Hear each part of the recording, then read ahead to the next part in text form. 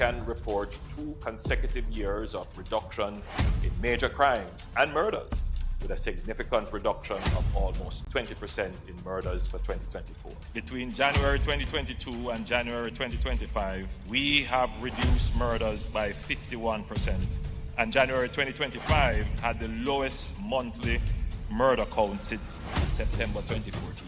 Our efforts have also resulted in the reduction of active gangs by 50%. We continue to increase firearm seizures, and in more communities, we are experiencing less violence. We will realize our vision of Jamaica as the place of choice to live, work, do business, raise families, and retire in peace and prosperity. The proceeding was brought to you by the Office of the Prime Minister. Hey, I'm Abijah, the Rootsman. Today, I want to talk to you about something powerful. Peace.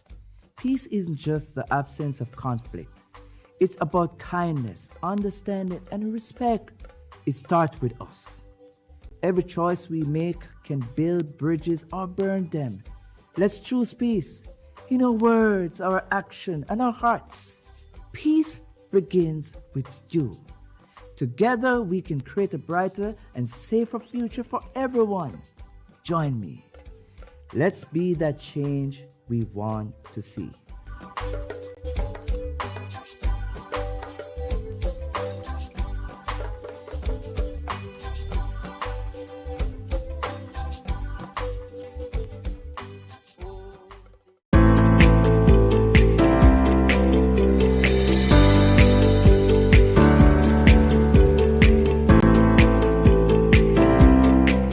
Our credit report tip of the day. This is something different. Menopause is often discussed as a health transition. What's less talked about is how deeply it can affect a woman's financial stability, professional performance, and decision-making capacity. The credit report may not be part of the menopause conversation yet, but it should be. Your credit report quietly becomes one of your most important financial tools during this phase of life, not just as a record, but as a strategic asset. A strong credit profile can unlock access to low-interest funding when cash flow is tight, provide options without liquidating long-term investments, support business continuity if you're an entrepreneur, create breathing room during periods of reduced earning capacity, help you navigate family obligations without financial strain. In other words, your credit report gives you a choice at a time when many women feel like their options are shrinking.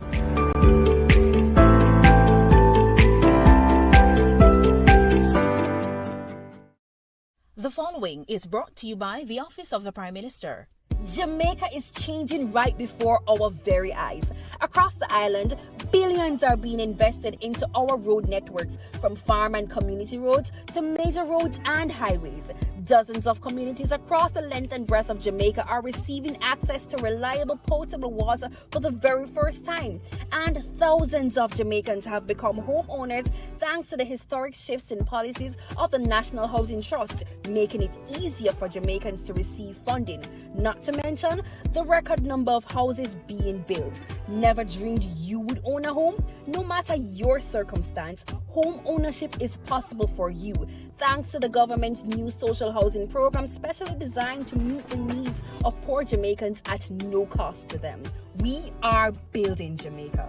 The proceeding was brought to you by the Office of the Prime Minister.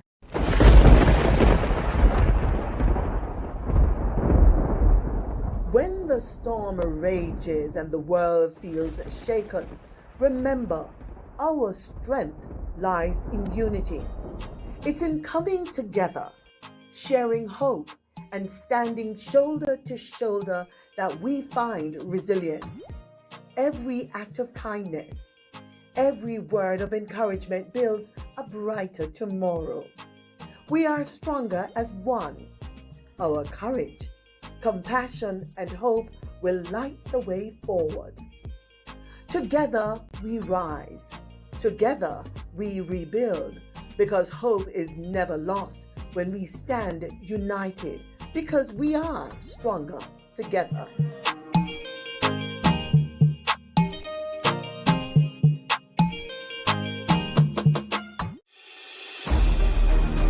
Join the conversation focusing on Jamaica's development. Tune in to the post-cabinet press briefings, Wednesdays live at 9 a.m. with a rebroadcast at 9 p.m. right here on PBCJ, the People's Station.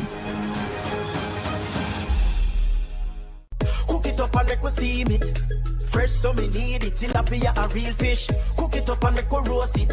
Farm fresh so me need it, tilapia a real fish. Grow smart at the best part. Food for thought so me have to eat smart. Easy cash, fully net.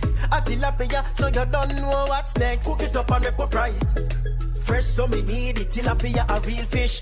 Bring home the best in freshwater fish. High content of vitamin B3, protein and potassium. Tilapia, simple, healthy, delicious. What is the role of a backbencher in government? I'm glad you asked.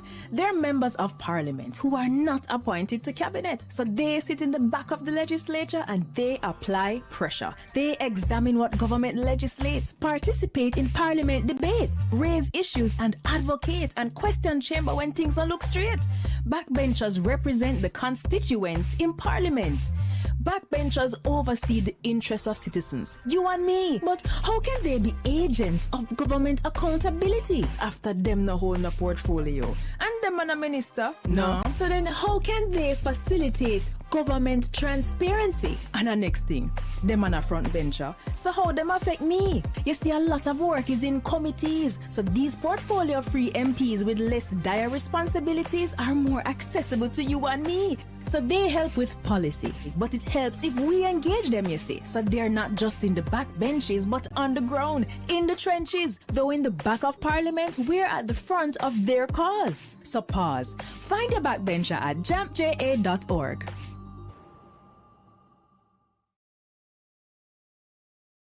Nah, click on your link for my liquor brother pre that slot bro, we no need that. And the next thing them type of song they are listening online, what kind of thing that some big man pose up on them profile and a put chat to a small child. Watch yourself on social media when you a post boxes, no do nothing too wild. What if your little brother see the post ya? What if your bro dead in another crime video ya? What if your little sister fi take a one pic and it a put up everywhere like it's a poster? Before me share the post the pic, I ask myself what if I nah comment, I nah go click me. Before me ask what if I nah comment, I nah go click me. Before me ask what if so before you share the post the link, just ask yourself what if yeah. When you're there online, make it a new day at the rhyme. Keep up with the time. Broadcasting commissioner remind you. Peace is a choice we make every day. When we come together with love and understanding, we create a future free of violence and fear. Let's stand united, build bridges, and nurture hope for our children and our communities.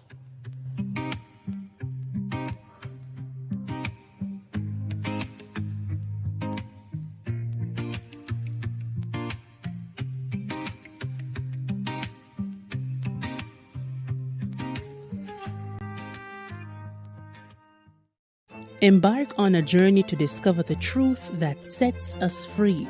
Join us on Tomorrow's World, your weekly source of hope, answers, and divine insight. Sundays at 9 a.m. with rebroadcasts on Tuesdays and Thursdays at 5:30 a.m. Tune in right here on PBCJ, the People's Station, and be inspired.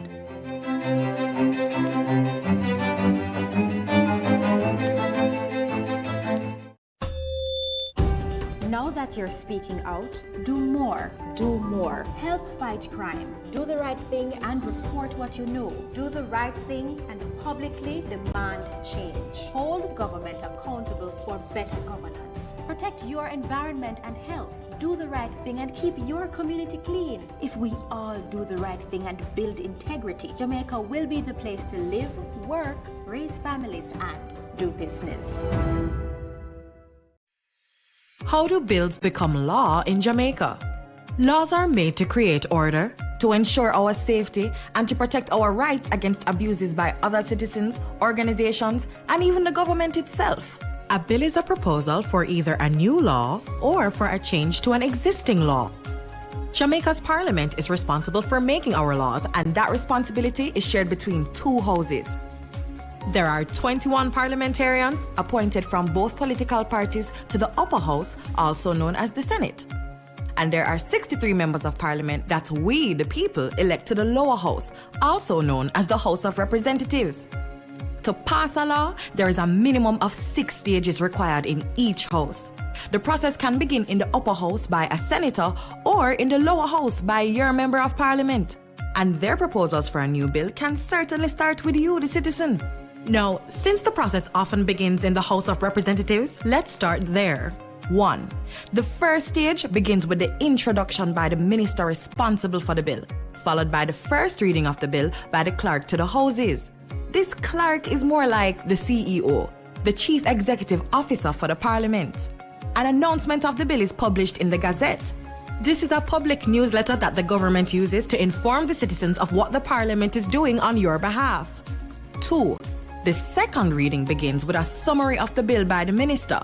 The main reasons for the bill are discussed both by the government and opposition members to determine if Jamaicans would really be better off with the new law or changes to an existing law. A vote is taken by the House to determine if the bill will move to the committee stage. Sometimes before going to that stage, the minister responsible for the bill can recommend the use of a joint select committee. It's called joint as its members are taken from both the upper and lower house. To benefit from greater consultation, the committee is empowered to invite the public to share their views of the bill in writing or in person, and does so through radio, TV, and newspaper adverts. This joint select committee submits its recommendations to the House of Representatives. The House debates this report, and a vote is taken to determine if the bill should go on to the committee stage, where it is examined by a committee of the whole House. Yes, that's the name. And that's what it is, a committee of all the members of Parliament that carefully examines each clause and makes improvements to ensure the bill will achieve its objectives. As chairman, the Speaker of the House monitors the process to make sure the rules of the House are obeyed and the process moves along smoothly. 4. The Committee of the whole House examines the bill clause by clause, then sends its recommendations for changes to the House of Representatives. This is called the report stage. 5. The bill then passes to the third reading to allow a final opportunity for MPs to make changes before it is sent to senators in the upper house. 6 to 10. In the upper house, the senators go through the same steps we just described. If any changes are made, the bill has to be returned to the House of Representatives for their discussion and approval. Now, if the bill had started in the upper house, it would also have to be returned to them for approval of any changes made by the lower house. 11. Throughout the entire process, the bill is being checked by the Legislative Council. That's the Parliament's lawyer. But before the last step, a copy is sent to the Attorney General of Jamaica for final review and certification. 12. If all is well, the bill is sent to receive the royal assent from the Governor General as the representative of the Queen, Elizabeth II. The bill is now an Act of Parliament. The Act is gazetted, and the rights of Jamaicans are further preserved and protected by a new law.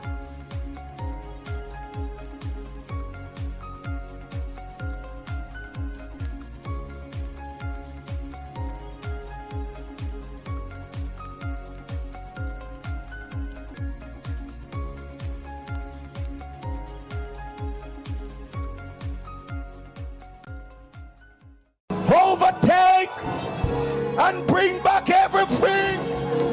Bask in the awesome Word of God and the life-changing experience of fellowship.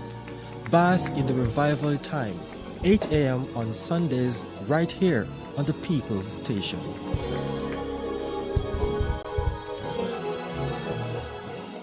Send the something and come back.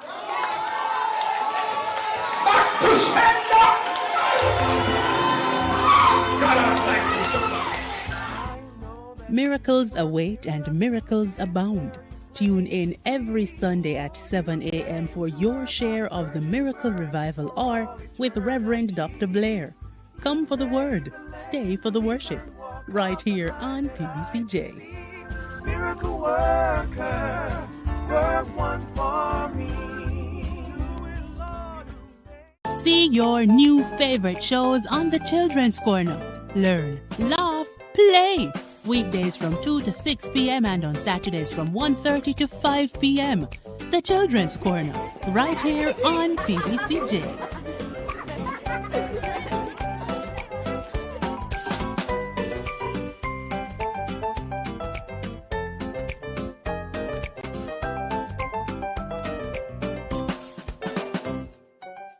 Peace begins with us. Every act of kindness, every step towards understanding brings us closer to a brighter tomorrow. Let's choose unity, compassion, and hope. Together, we can build a future where peace reigns. Brighter tomorrow starting today.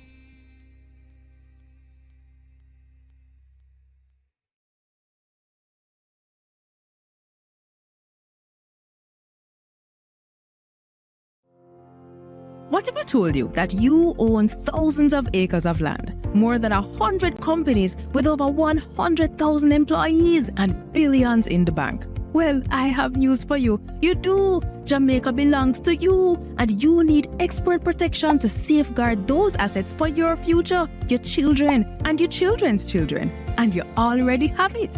A key protector is our Auditor General, whose role is outlined by the biggest, baddest law in all the land, Jamaica Accountability Meter Portal, funded by the European Union and UK Aid.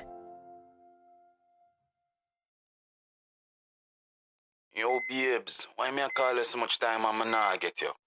Sorry I lick you again yesterday. Yo, I know I mess up, but I can't wear them something there road and I expect me to react. I know I'm jealous and fool and easy to lose my temper, but call me back here. Still not get tired. Hey, girl, think me have to call your phone? You know who you deal with? You think I want to lick me again next time? Eh? It doesn't have to be this way. You can leave an abusive relationship.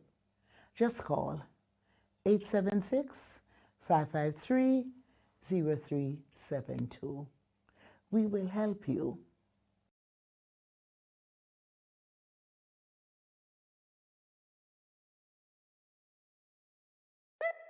BGLC, the regulatory body. We regulate, you play without worry. We regulate, you play. BGLC, fair play when you play. For the fun of the game, you know when they are. BGLC, keep it fair for the player. You play the game and we are the rules that keep everything fair so the game play better. The Betting, Gaming and Lotteries Commission. We ensure fairness, integrity and responsible gaming practices. Keep the game fair and fun for everyone. We regulate, you play. In a world full of noise, it's easy to miss what really matters. That's why we're here. Why it matters. Discussions that break down the issues you didn't know you needed to know. The stories overshadowed. The facts you were never told. And the topics too important to ignore. Credible, clear, connected to your life. If you've ever wondered what's really going on and why should you care, this is the show for you. Why it matters. Because understanding the world, our world, starts with asking the right questions and getting the answers from the right people. Why it matters. Only on PBCJ, the People's Station.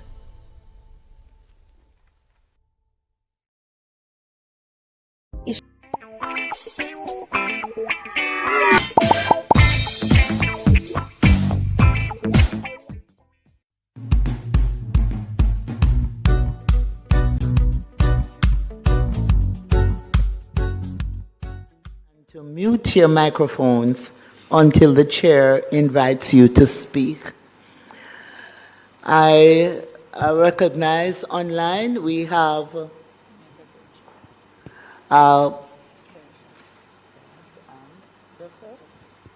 we have MP Nikisha Burchell. She's online. She has joined us online. I will now ask Member Marlon Morgan if he would say prayers. Thank you.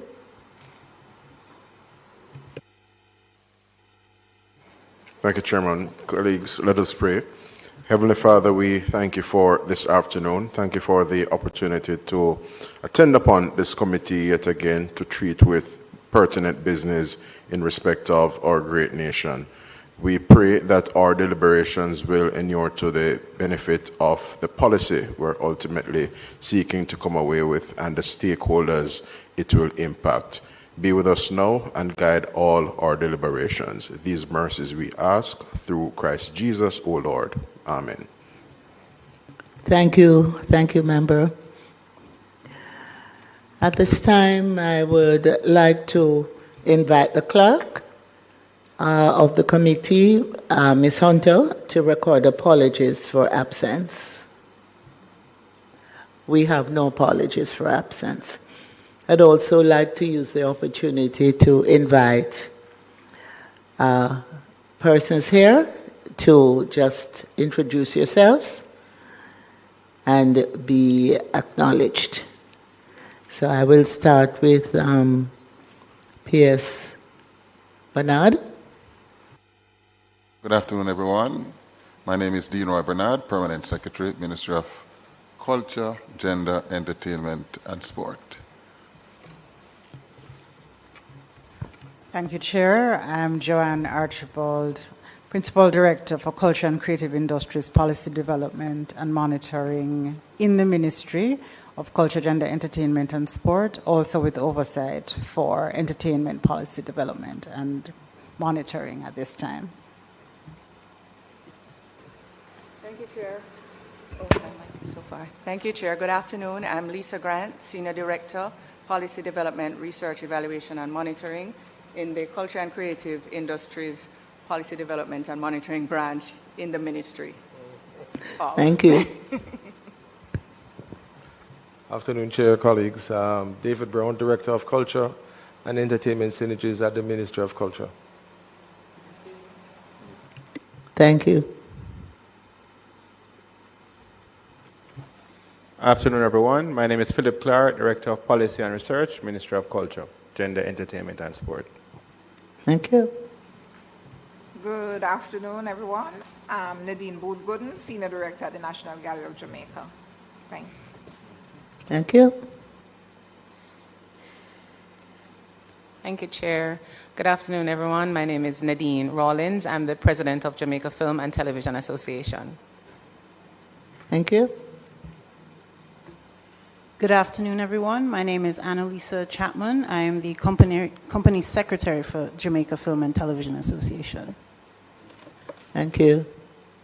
Good afternoon, everyone. I am Latoya Latibadir, the legal officer and company secretary for the Jamaica Cultural Development Commission. Thank you. Good afternoon, everyone. My name is Michaela Richards. I am a Jamaica House Fellow that sits in Minister Grange's office. Thank you. Thank you. Good afternoon, everyone. I'm Tijano Taylor, and I'm the intern in the Culture Department. Thank you.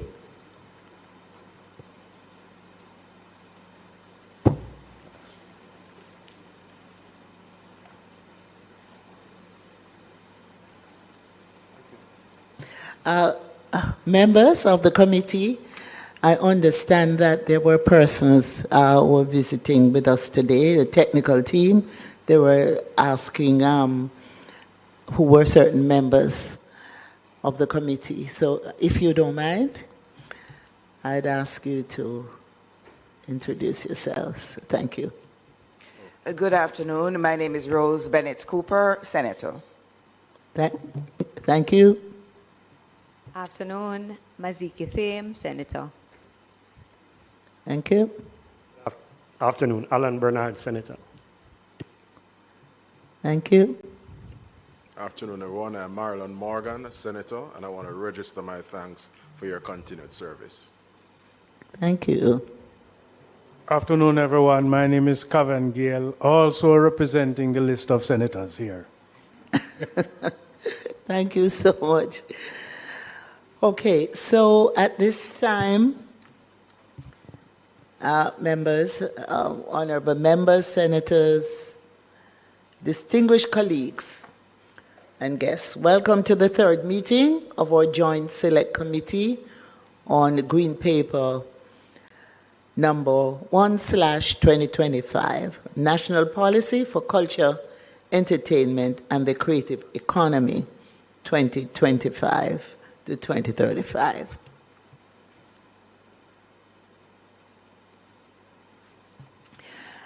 I had indicated that Member of Parliament, Nikisha Burchell, was online. I'm going to ask her to just let us hear your voice and see your image. Well, good morning. Well, good afternoon, everyone. Hello, Minister Grange. I am present. I'm Nikisha Burchell, MP for South St. James, and I'm happy to be here for the third of this series of meetings. Thank you so much. And if you could keep your camera on, please. All right. Because we're going live. Okay. We're live on PBCJ. Sure. Thank you. So I'm grateful for members, your continued presence and commitment. And as always, I give thanks for this opportunity to do work that I believe will leave a lasting mark on the creative soul of our nation.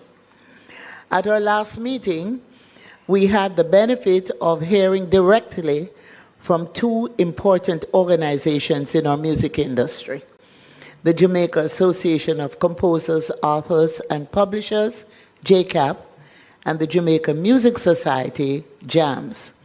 Both organizations brought substantive, experience-grounded recommendations to this committee. And I want to place on record my appreciation for the quality of their engagement.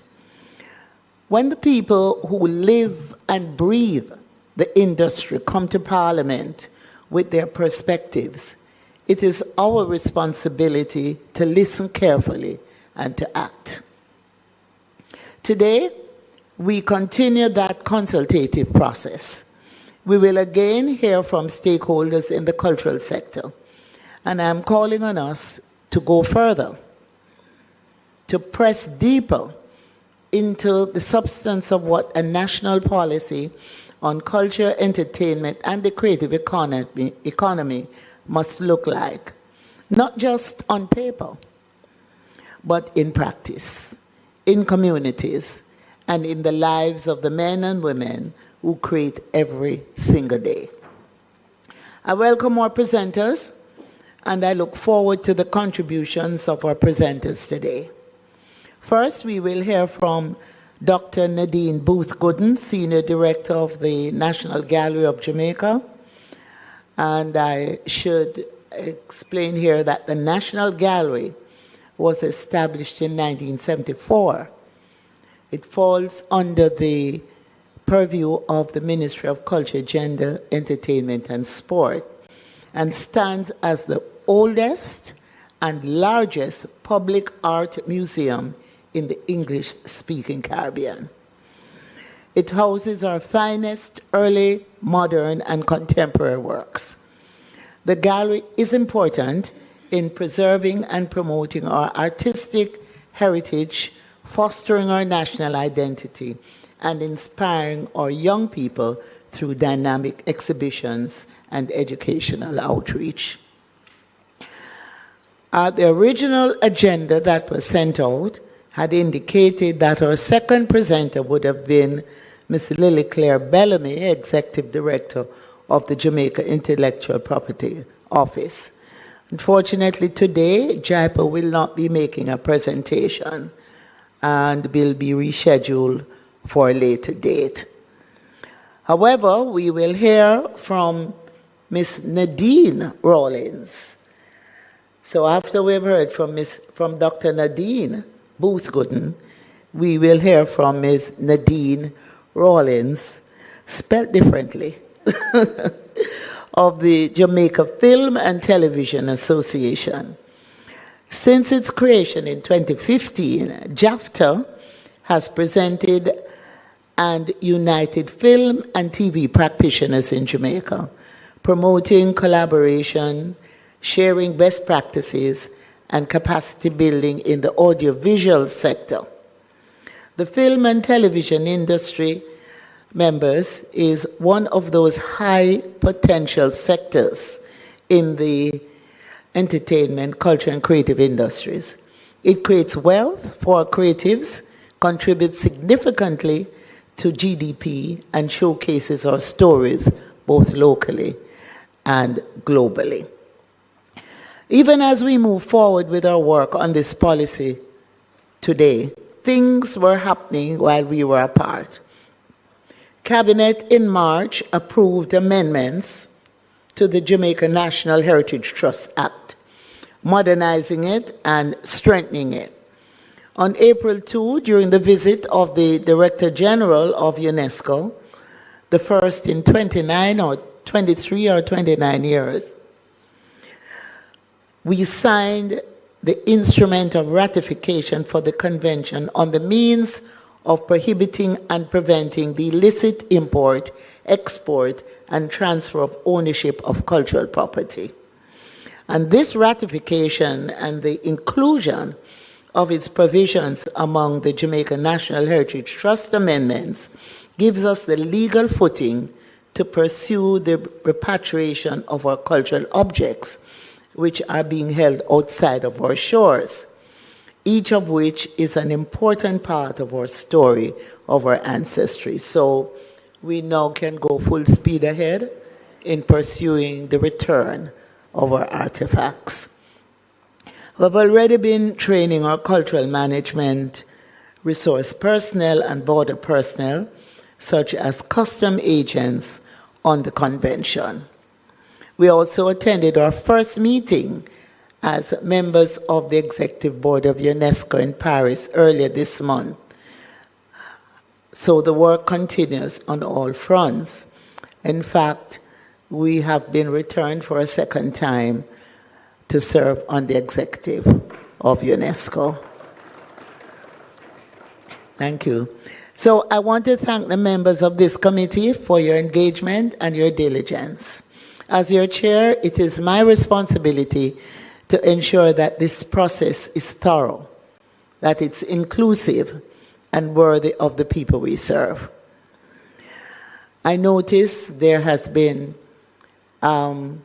several comments in the newspapers recently on Rastafari and what government is doing or is not doing, and if we have recognized Rastafarian as a faith, and if they have the same rights as any other religion. And I just want to place on record that they do have the same rights. It's enshrined in our Charter of Rights, and to indicate that under this administration, it's the first time that the Rastafarian community has been fully embraced and has been given the support and financial funding that they've ever received, ever, in this country. And I just want to put that on record, including, we know, about $176 million contributed to the Coral Gardens, the Rastafari Coral Gardens Benevolent Fund, which is administered by the Administrator General's office. But I just want to indicate that I would invite full discussion on Rastafari as a religion, and to look at the history to see what has been done in this country, and to chart a path forward in even further embracing and recognizing the importance of Rastafari. So I want to also acknowledge the practitioners, the industry representatives, and the advocacy groups who continue to engage with us. So, ladies and gentlemen, let us be bold, let us be thorough, and let us be faithful and truthful, and ensure that at the end of this process, we would have presented a roadmap that is worthy of our, this little rock where we're so creative and we're so gifted, that we will be true to that. So I want to thank you for listening to me, and I will now, just before I invite Mrs. Booth Gooden to make her presentation, I just want to ask if any member have had a chance to read the minutes. We are now having the third set of minutes. We deferred the last meeting, we deferred two. And now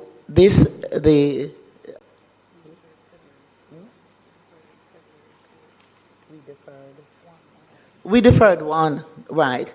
We now have the second set of minutes.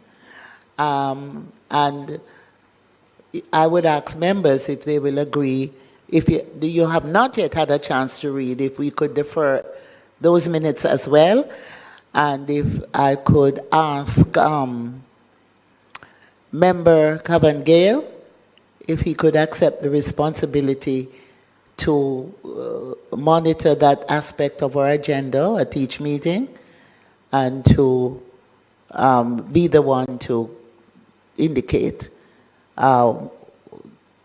if he would confirm the minutes, and then we could go on to matters arising from the minutes going forward.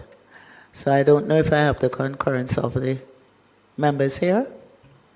So it never sounded like a request, but I will take the command, Chair, and also take a collaborative approach in asking my colleagues on the committee to support me in ensuring. And for the next meeting, let us just agree that we will take all the outstanding minutes before we commence into the agenda of the day. Thank you, member. So we all agreed? Okay, thank you so much. So,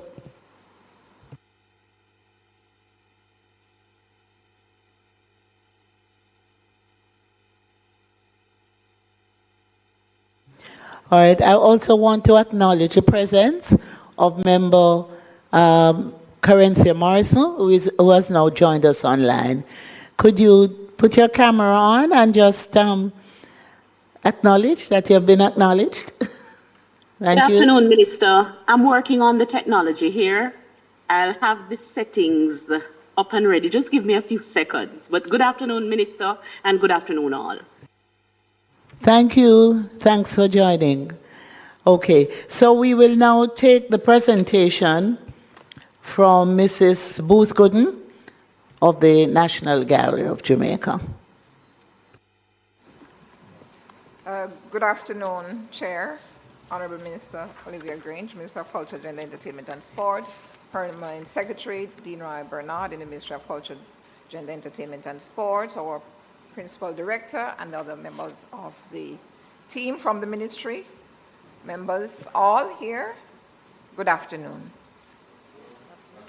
It is indeed a pleasure to be able to participate in this activity. I really see it as something that is very important to all of us here, especially as cultural practitioners. So I begin with my executive summary. The National Gallery of Jamaica welcomes the Green Paper as a transformative policy framework that positions culture and the creative economy as central pillars of Jamaica's sustainable development.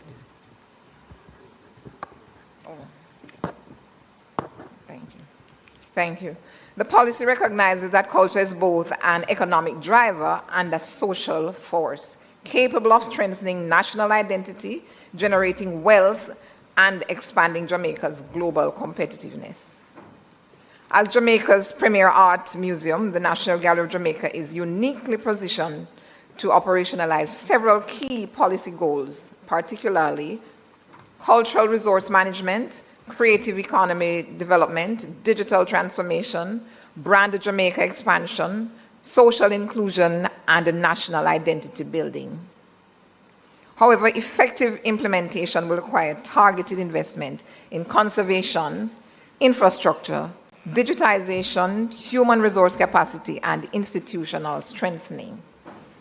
The National Gallery of Jamaica stands ready to partner with the government in advancing the policy and respectfully submit several strategic recommendations to ensure successful execution.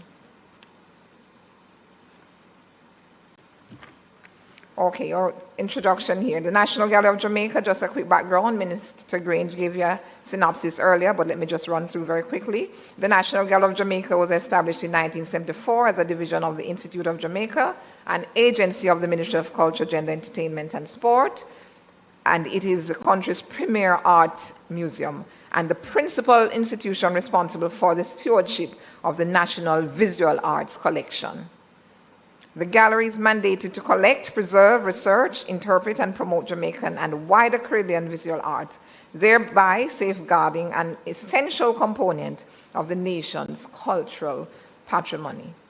Over the past 5 decades, as you would have recognized that we celebrated our 50th anniversary just 2 years ago, the National Gallery has played a pivotal role in documenting the evolution of Jamaican artistic expression from the pre-independence period to the contemporary moment. Through its exhibitions, education, and public programs, conservation initiatives, and scholarly research, the gallery advances national cultural development while supporting the growth of the creative economy. The NGJ also functions as a key platform for cultural diplomacy and international engagement, facilitating exchanges, partnerships, and global visibility for Jamaican artists in alignment with Vision 2030 Jamaica and emerging creative economy priorities. The gallery continues to expand access, strengthen institutional capacity, and innovate in the presentation and preservation of the nation's visual heritage. This green paper outlines a comprehensive framework through which the government of Jamaica will enhance, safeguard, and promote cultural heritage and creative expression. The NGJ strongly supports the policy's vision of Jamaica as a culturally confident, globally competitive, creative economy and recognizes its alignment with Vision 2030. Slide. Okay, putting this in context, the policy context and strategic relevance. The policy vision. This policy envisions a Jamaica which sustains a culturally diverse, equitable, and integrated society and a resilient creative economy.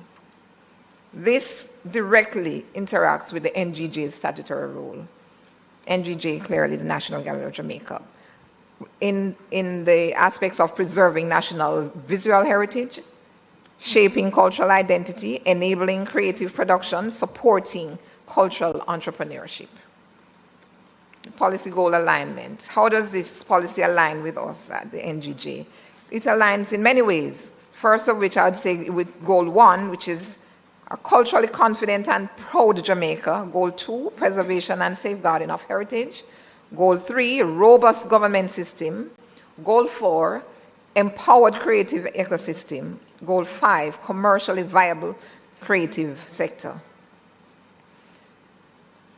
These are the 5 main areas of the policy that interacts with the goals and mandates of the National Gallery. Contribution of the National Gallery of Jamaica in terms of this cultural resource management. The policy emphasizes the need for a comprehensive cultural resource management framework, and the National Gallery of Jamaica contributes to this in terms of the National Art Collection stewardship, professional conservation. As you can see on that slide up now, that's a workshop that we did at the Ministry of Culture, Gender, Entertainment and Sport on their location for the orientation group. And conservation is a major part of what we do. Sometimes persons see the artwork, they think it's beautiful hanging there, but they don't recognize or even realize that there's a lot of work that goes into the maintenance of the work itself.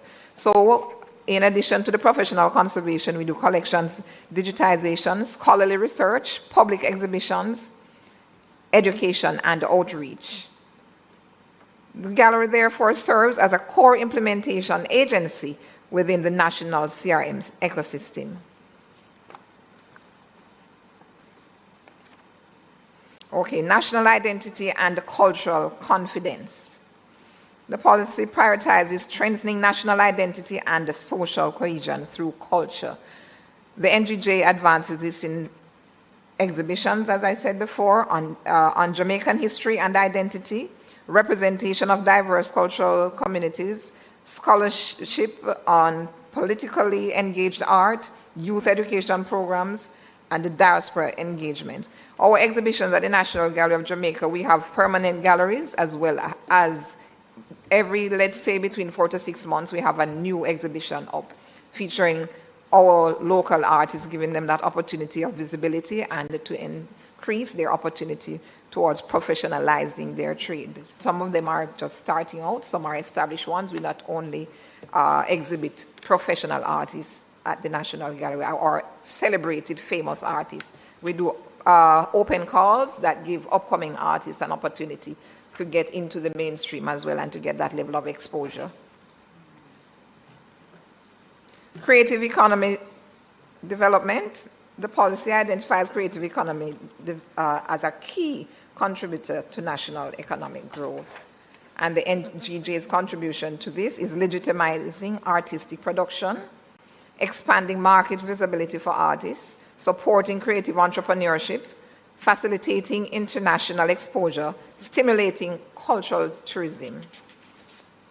Just about any entity in, not just in the downtown region, but especially when they're coming to any entity downtown, because you know downtown has been established as a creative city since 2015. And just about any visitor in that area, they always want to have us on their list of top priorities to visit. All right, so here I am. Digital transformation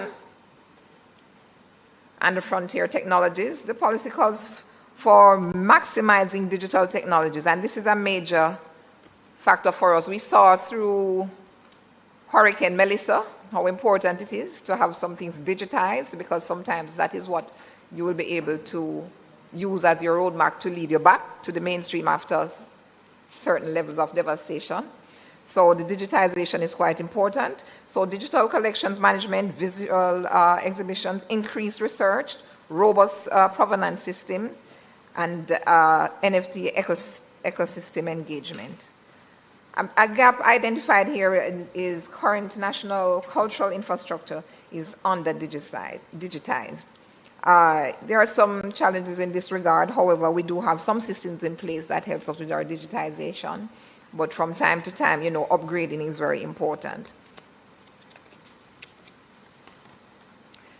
All right, here I am now in terms of the need for coordinated implementation and monitoring. This will require enhanced performance metrics, stronger interagency coordination, improved data systems, upgraded human resource capacity. And I want to pause here to just mention that very often our main ministry encourage us to do a lot of interagency cooperation, because sometimes, as we know, resources are not unlimited. We do the best with what we can, but as the old adage goes, unity is strength, and sometimes you have one thing that exists in one other agency, you can share that resource, and you'll be more effective in that way, because you won't be able to, every single person want their own. It's like in a family, sometimes you have to carpool for various reasons. Okay, so that's very important to note there. Resource and capacity implications. Implication of the policy will significantly expand expectations of national and cultural institutions. This is no joke. We recognize that if you're putting new things in place and trying to be on par with more global standards, there are some things that will be required of you to at least be up to that standard, and so some infrastructure needs will come into play. Priority investments required with the state-of-the-art conservation laboratory. I want to mention here that the one and only graphic arts visual arts, conservator on the island is engaged at the National Gallery of Jamaica. It was a mandate of mine in the first 90 days to get one back on staff at the National Gallery of Jamaica, because as a national gallery, we are not a corner shop place. When you put national in front of any place, it must exemplify the standard of your country, and people can be proud of that. So when we have international galleries coming to meet us, very often from the writing stage, the first communication, they want to speak with their conservator. We dare not say we haven't got one on board. So we are proud to boast that we have managed to retain the only one on the island, right? So, share state-of-the-art conservation laboratory, expanded climate control storage, digitization laboratory, disaster resilient collection system, public engagement technologies. And I pause here to mention that we really do appreciate the work of the ministry with UNESCO so far in helping us to develop our baselines in terms of what we do in terms of national disasters, because we see we don't have to guess. Every 6 months we're in a hurricane season. That is one imminent one. And so with this cooperation with the Ministry of Culture, Gender, Entertainment and Sport and UNESCO, a lot of things that may have been in the background have come to the foreground, and we're really benefiting from that at this point, and are able to put some things together more in terms of contributing to the discussions with the policy. All right. Human resource requirements. The policies focus on data, technology, and global competitiveness necessitates digital curators, conservation scientists. I mentioned that we have one on staff. Data analysts, IP and licensing specialists, creative economy researchers. Financing considerations. This is the elephant in the room, of course. The policy highlights the importance of new funding models and public-private partnerships. Public-private partnerships are really out there now. I know that is something that we are focusing a lot on. However, it will require a deeper dive into that, and the NGJ humbly recommends a dedicated cultural infrastructure fund. Tax incentives for art philanthropy. I think that is one of the ways that we could look at having, greater support for the arts, the philanthropy, because there are a lot of persons who just want to contribute to the arts. And sometimes it's based on how we are structured as a government entity. There are some of them that only do this through non-profit organizations, for example. But as our Honorable Minister had mentioned in a meeting before, nothing is really impossible. And so these are options that we can really explore to ensure that we get ourselves in line with what it takes to access funding in maybe not the regular ways that you're used to just asking a company here and there, because everybody's approaching these places. All right, creative sector investment windows. That's the last one I had on my list. Alignment with Vision 2020. How aligned are we with this vision? We are very aligned, I dare say, as the head of the National Gallery. The national outcome number 4, specifically, authentic and transformational culture. Our contribution is heritage preservation, national identity formation, cultural education, creative expression. And I'd mentioned cultural education because every exhibition that we host, we have programming that surrounds the exhibition. And the programming usually gives you the educational aspect of it for you to understand the message of it, the relevance of it to the wider society and our culture and our history. It's not just an exhibition that goes up and you look and say, this is beautiful. What's the root of it? What does it have to contribute to our present day realities? Because very often people believe that culture is something stuck in the past. But at the National Gallery of Jamaica, we continually work on ensuring that we see it as a present day part of our DNA. Number 12, national outcome 12, it's internationally competitive industry structures like global exhibition platforms, cultural exports, creative entrepreneurship, and brand Jamaica enhancement. This is slide 12. No, we have the luxury of persons always wanting to have a piece of Jamaica. Brand Jamaica, as we have heard. If you are anywhere in culture, you know that brand Jamaica. Once black, gold, and green is so outstanding. Once you say Jamaica, people want to have a part of it, and our art is no different. So we have pieces that are sent overseas to be showcased in various exhibitions. The Venice Biennial, we've done exhibitions in South Africa, in Europe, USA, you name it, we have participated. We have documents with finer details, but that's not what we're really about today. If anyone is so interested, they can always contact us at the National Gallery of Jamaica for further information on that. National Outcome 8, and enabling business and environment. What is our contribution? The creative market development, the professionalism of visual arts, IP awareness, cultural trade facilitation.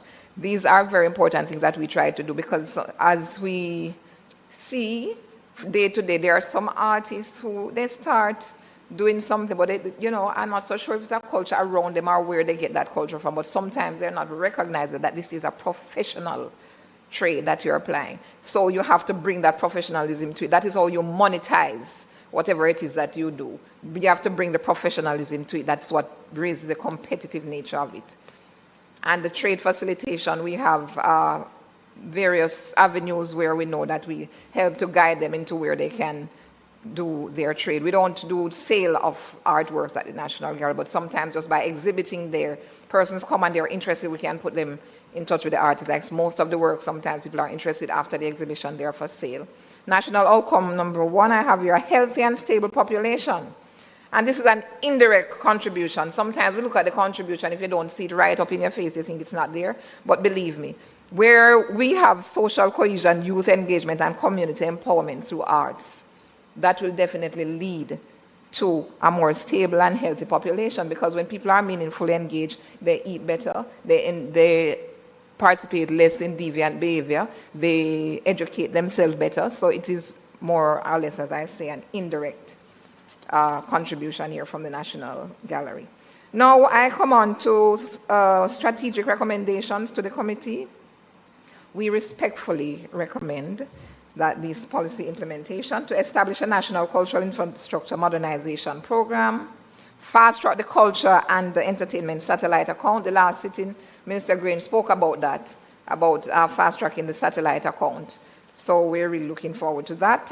Creative Visual Arts Development Fund within the ECCI framework, develop a national digital cultural strategy, integrate cultural institutions into national disaster risk frameworks, and this is well on the way with UNESCO, as I mentioned before. We are really focusing on improving that section. Strengthen interagency coordination mechanisms.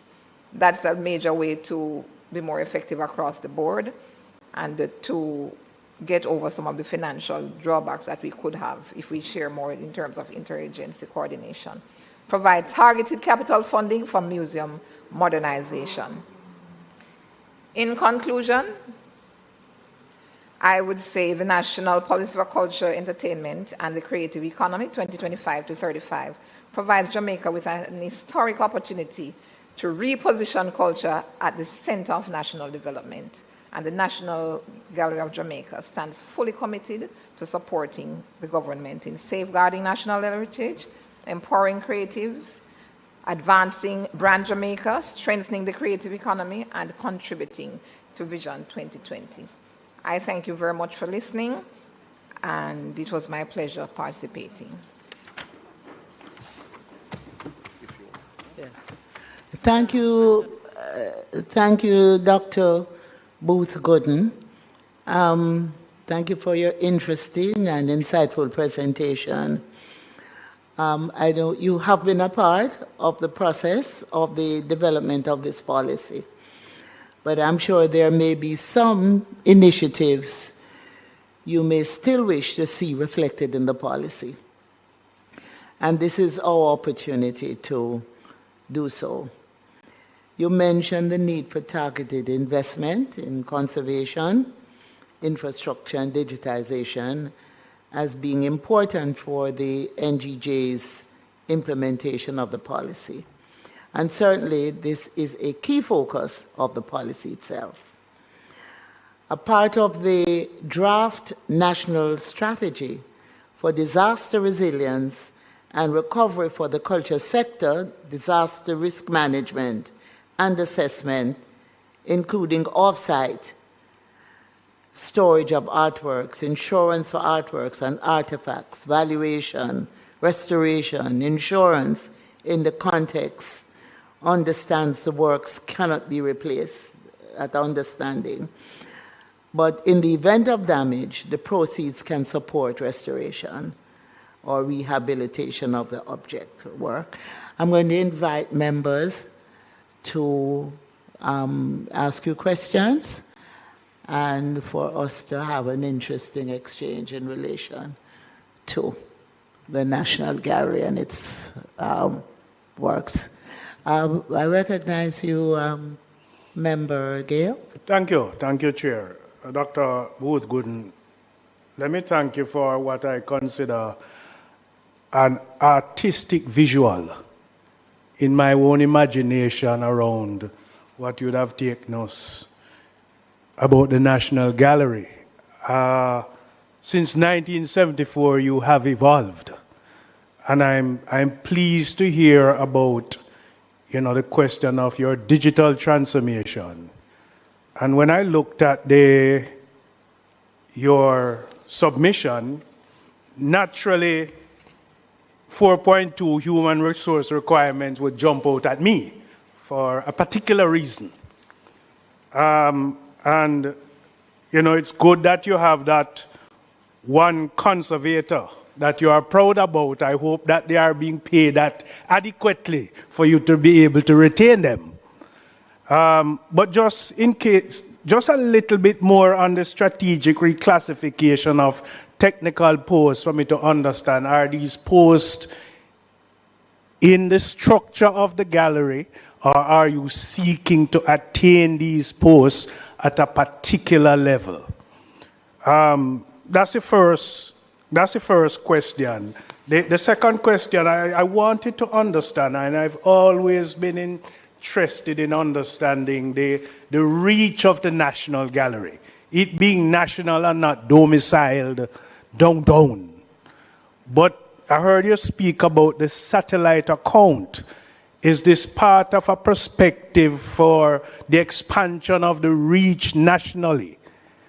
And then maybe you can tell us about the preservation. You spoke about culture and that culture is constant. But I'm more concerned about the preservation of the artistic heritage of the gallery. And maybe you could tell us a little bit about that for ease of confidence in my mind about the preservation. So I would open with those. Thank you, Chair. Thank you, Member Gale. Mrs. Booth-Gooden? Thank you, Member Gill. Thank you for your question. I'll start with the last one, which is readily at hand. So the preservation aspect of it, we have a routine preservation for the works that are in our collection. I mentioned that we have one conservator on staff. However, the curatorial department, which comprises also the education department, they have a role to play, but to lesser extent under the guidance of the conservator. So we have a routine check for the gallery, for the works that we have in our collection, cleaning at the basic level and just maintaining that level with them. If there is any work that has some slight damage, or depending on the level of the damage, we will engage the conservator also to give us what do you say, like she would do a presentation to me basically first to say what it is that the damage entails and how she could go about restoring that work. So this is why I say it's very critical, because the works that you have in your collection, as you know, they're not just replaceable. You don't just go out and get another one. So you have to focus really on knowing how to care for them, not just hang them there and leave them. So it's a weekly process that we do. Yes, your other question, can you just refresh me, please? Sorry. The one in terms of your outreach, being national and not domiciled in Kingston, and whether or not that is in relation to your satellite account. Okay, our outreach, to be frank with you, we go right across the length and breadth of Jamaica with our outreach activities. We do it in a pooled way sometimes, as we talk about interagency communication and cooperation. So we will do with the various branches of the cultural ministry if we are doing some, as well as we do some on our own. We do outreach in schools mainly. Most of our outreach works are done in schools because we have to try to get the young more interested and keep them focused on the relevance of art in our culture itself. So we do a lot of the outreach in schools. We consider also exhibition, where we attend various exhibitions, and we do that internationally as well, not just here. Art exhibitions. Last year, we participated in the Fuse, as recent as that, the Bahamas Fuse exhibition, and it really has reaped some great rewards. They have invited us back this year, and out of that, we have had a number of other international museums seeking to cooperate with us, and we had a visit from one of them, really famous, but it is of such that we will not name the museum here and now, as they have requested, but they are working with us to see how they can assist, especially in our conservation efforts. That's one of the main focus that they want to assist us with. So that's where our outreach is. And I want to just pull up some information for you in terms of that. I want to tell you, give you just an idea of... You may have to speak a little more in the mic, but it's important. Okay, let me bring the mic a little closer. We'll take this down so that the mic can come a little closer. Okay, I wanted to just bring to your attention where in the past, say, let's see 2020 to 2026, for example, the number of exhibitions that we would have participated in outside. In 2019, we did Afro-Atlantic Histories. This is in Sao Paulo. That's Brazil. And in 2023, we did another one in Germany. Up to last year, we did an exhibition too that we participated in. That was in Germany as well. And we had, I just mentioned the Fuse Art Fair. So there are those that we do in recent times right across, not just locally, but internationally. And this outreach, it brings attention to your culture and your artists. People, at the Fuse Fair that we did in Bahamas, it's an international fair. It's not just a Bahamian fair. It's an international fair. And the works that we had there, a number of persons wanted to purchase them on spot.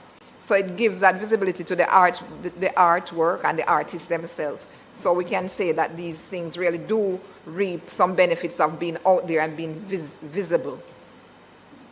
Okay. You may want to mention you have the Western Gallery. Oh, of course. Thank you so much, Minister. Well, Western branch, which is we are just negotiating a new location now based on Melissa. We have a little damage there, but we have secured a new location at the Doctors Bay, Doctors Cave Beach Resort. We have, through one of our board members, negotiated that deal, and we are supposed to be opening an exhibition there within a month or so. It would have opened already, but our chief had some familiar emergencies, and so that caused a little setback, but we're lucky to secure that space after the devastation of the space in the Cultural Center at Montego Bay. So that's our Western representation at that end of the island, and they take care of most of the traffic that would come from that side.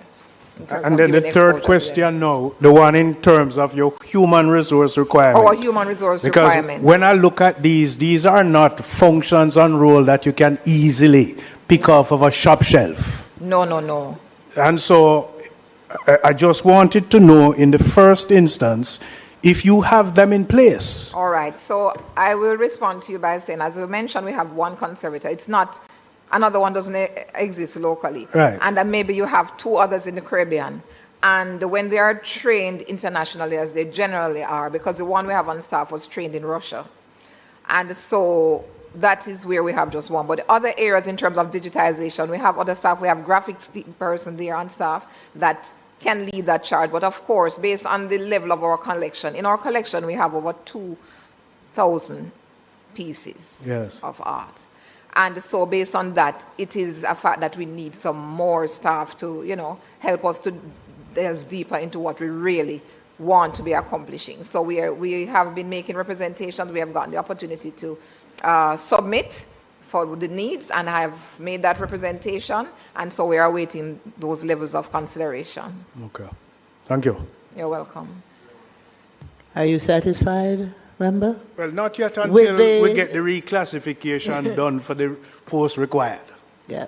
Thank you. Thank you. Okay, thank you. I will now recognize Senator Rose Bennett Cooper and. So let me disengage then. I'm sorry, Senator Morgan. Yeah. All right. So thank you, Chairman. Let me just make it quick.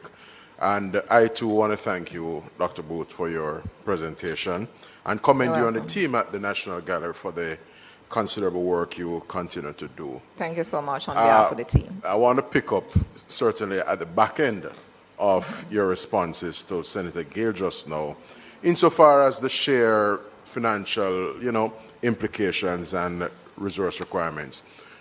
These exhibitions overseas, which the gallery participated in terms of sending across articles and so on, do we generate some AIA in that regard? To be frank with you, very often we don't. They will foot the bill of exporting the artwork there and all the associated costs, but they don't generally pay for it to be exhibited. There in their exhibition. They do it more as a partnership approach. And because from time to time we also get works from them that come here, and we are not really at the place where we would want to be paying those international fees, so we do it more as a partnership at this time. Sure. So it's more like an exchange. We will be able to do that presentation in your space, and that from time to time you do your work to our And here in Jamaica, in place. keeping with the approach of the government, we are not short-sighted in that we recognize that even though it is at no cost per se, having pieces and our artifacts from Jamaica situated at those exhibits help to pique interest in our output here in Jamaica and largely raise our own profile. And that may in and of itself generate interest in Jamaican art output and I'm very happy you mentioned that, because that's exactly what I said. I read the Fuse Art Fair. They wanted to purchase some of those pieces on spot. We put them in contact with the artists, and so it has been fruitful in that regard. And I'm sure both Minister Grange and Minister Hill would appreciate that. In terms of your school engagement, because you quite rightly in the responses earlier made mention of the collaboration that you have with schools, because it may serve to just increase awareness, pique interest among our young people in particular, because they are a critical mass that you would want to orient them in a certain way and have them ultimately becoming fine exponents of art ultimately. But give us a sense as to your school program. Unpack that a bit more for me in terms of your program of outreach, and how do interested schools contact you and take up that collaboration and prospective engagement with the National Gallery? Thank you for that question. I'm really happy you asked that, because I have to say that it's not really difficult for us to get the schools on board. We generally have the buy-in. Our largest support comes from the schools, and they come in droves. For, whether out of town or around town, they come from all ends of the island to visit the National Gallery on occasions. Like you just want to be there on like a Heritage Month, or even outside of Heritage Month. Those areas, those are the periods you'll have the heightened support. But generally, every week almost we have groups from the schools coming in. And when we do go out, we participate in like career days, so that it's, really targeted. So we go out and participate in career days and have them, learn from our education team the various aspects of art. It's not just that you can paint. Of course, you can be actively painting, but you can be a curator, you can be a conservator. We try to expose them to the various aspects of it. And that has really been going good. So far, they're not generally very interested, as I said before. So that's the reach that we have with them. We don't have to really feel for the groups from the schools to come in. And the support is good. Thank you.